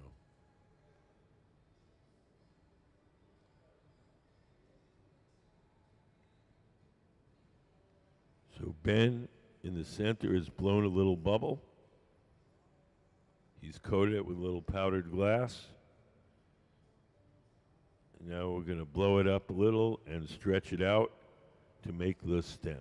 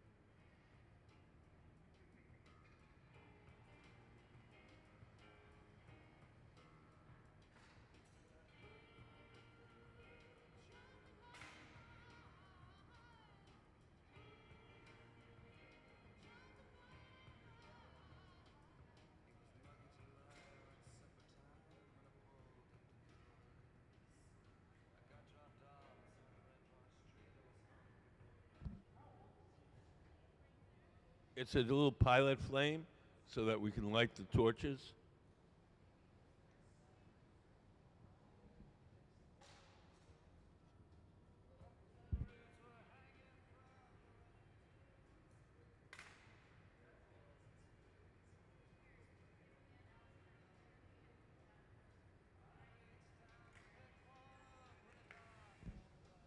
So now we're going to make little notches in the stem to give it the bamboo look. We're taking that torch and just heating up one very small section. And we're going to score that section to make the little divisions that you would see in a piece of bamboo.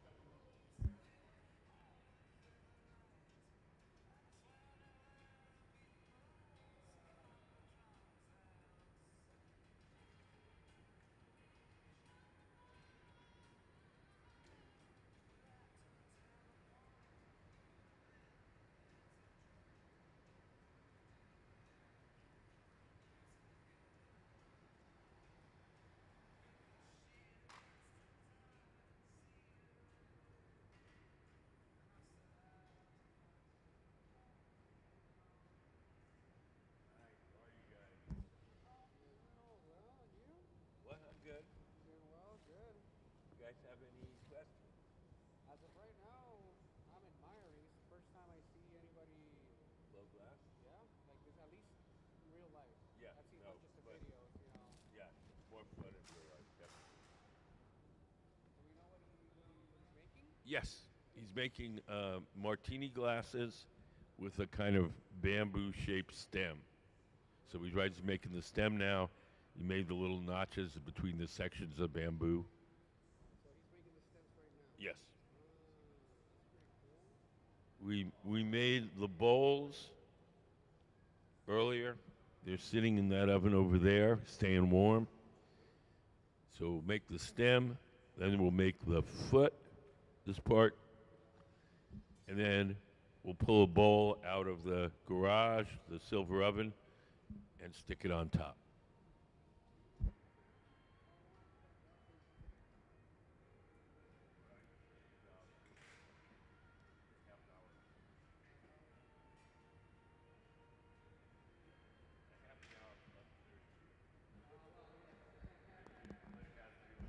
Half hour to do it. How long have you been blowing glass? 50 years. 50. Wow. Man. You started when it wasn't even remotely close to what it Oh is no, now, this right? was 2002. I started blowing glass in 1974, before you guys were born. Well, maybe not him, but definitely Maybe not you, me. but certainly before you were born. Yeah. That wasn't my thing. What was your thing?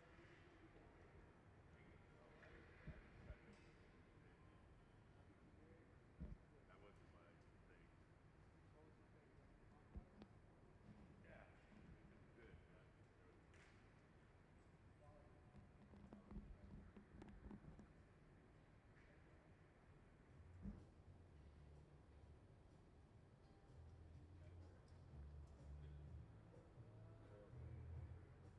So we're making the foot at.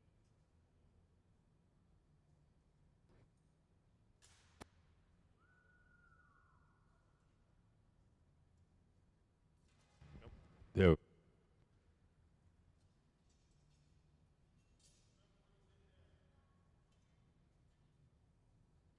Hello, hello.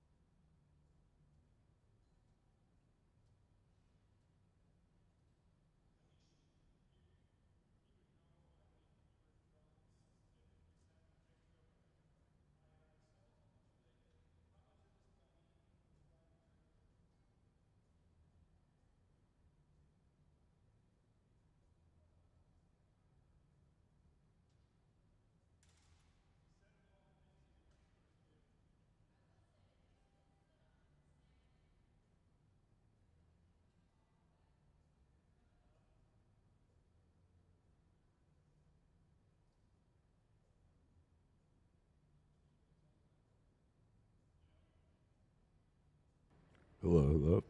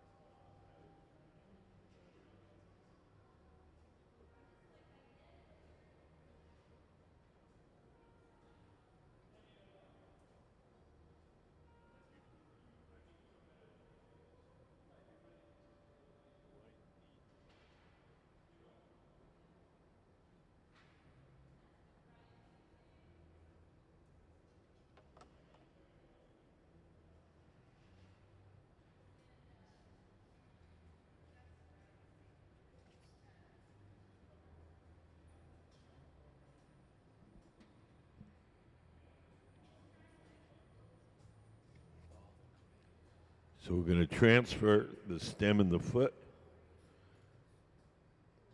from the rod they were originally blown on to a second steel rod called the punty. The punty will hold the glass from the bottom,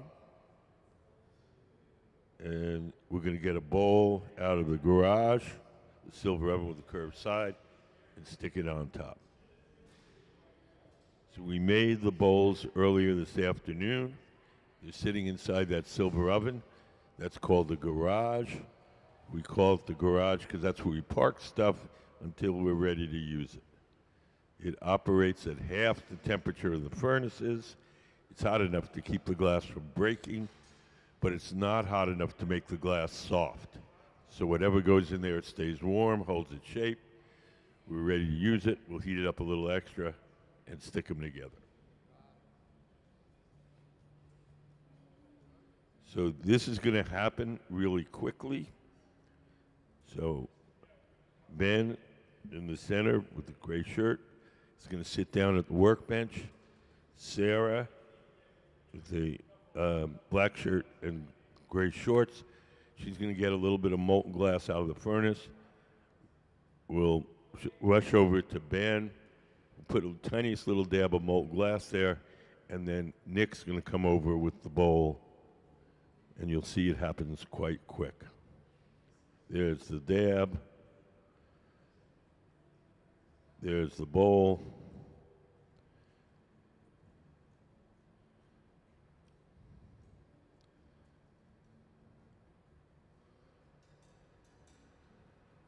And so now our martini glass is assembled. We're going to heat it up a little, once or twice more, just to make sure that everything's straight. And then we'll put it in our annealing oven where it'll be cooled very slowly overnight.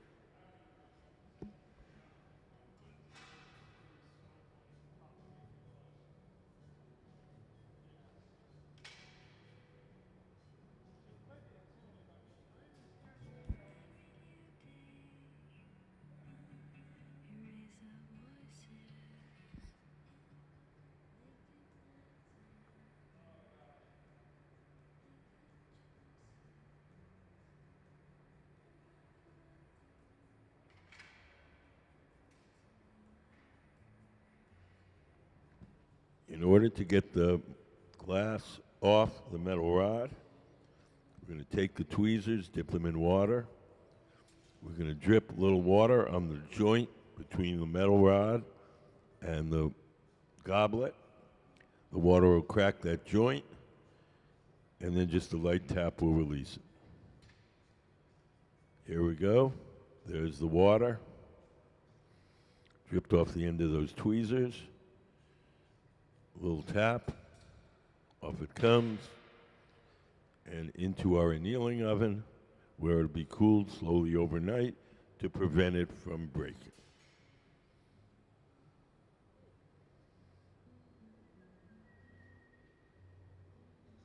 Does anybody have any questions?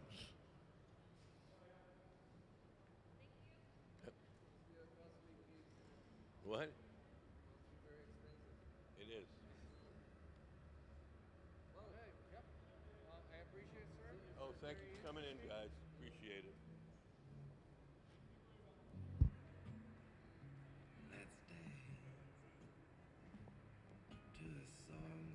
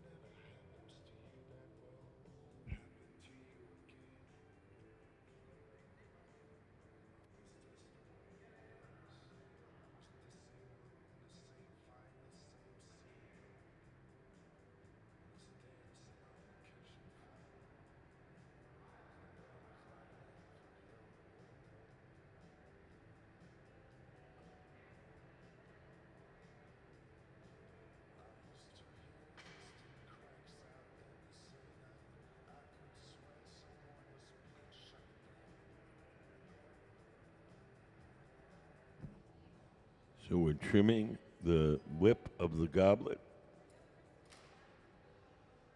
It's always thick at the top of that bubble. So we stretch it out with the tweezers and trim some of that thick glass away.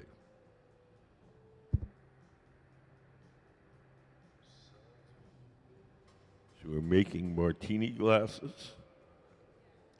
And this is the bowl of the martini glass, the part you drink out of. Give it a little puff to make the shape fuller and rounder.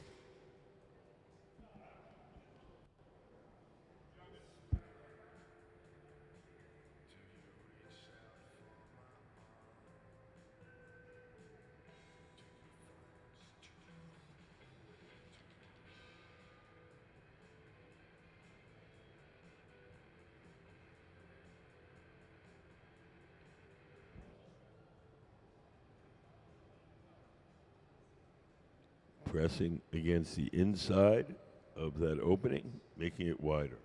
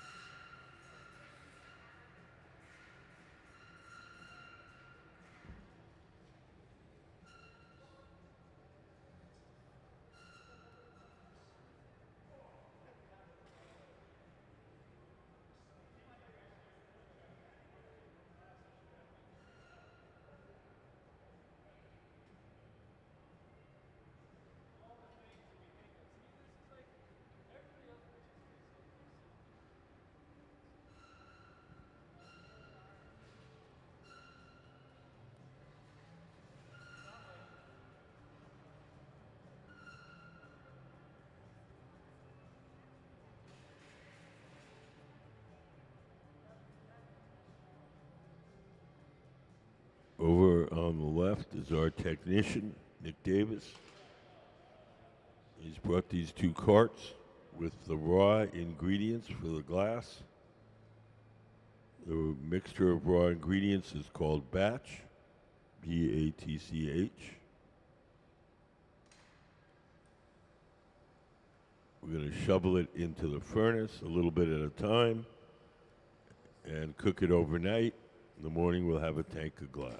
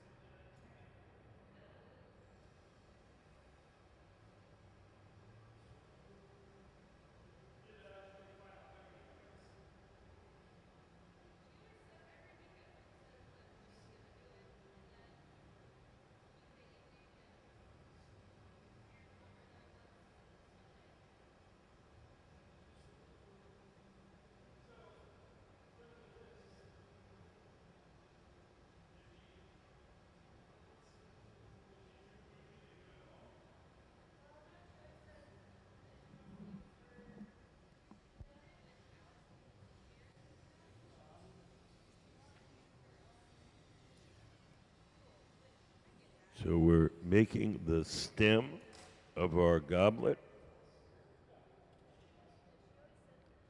We're making these martini goblets. The stem has a little bit of a bamboo look with little sections like a bamboo, the way that bamboo grows. And so we're making little notches to imitate the sections. We're taking the torch and just softening part of the stem and making the little notch in the soft part.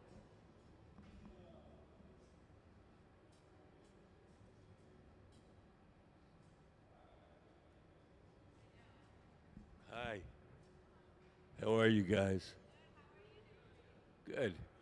Do you guys have any questions?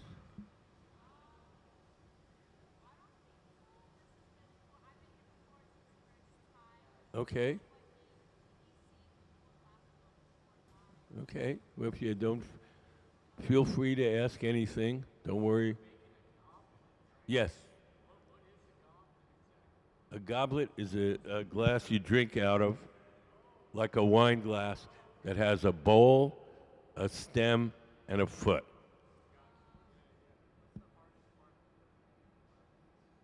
The hardest part of making glass in general? Goblets are really hard because there's so many things that can go wrong at each point. It's hard to say what's the hardest. I mean, these guys are really top-notch glass blowers. Ben is leading our team, has more than 30 years blowing glass. Sarah, about 25, and I think Nick, about 25.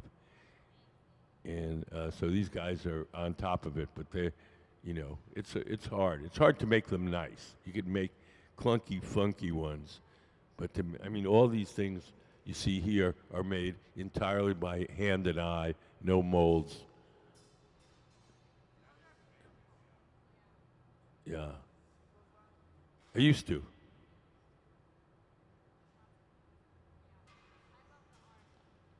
Uh-huh. Cool.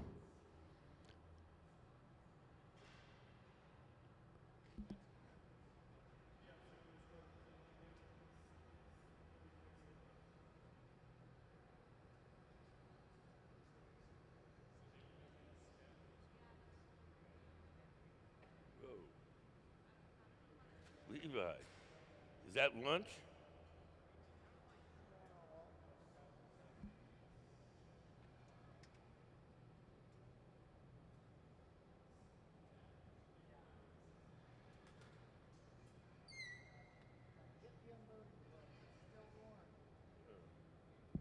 All those damn bricks.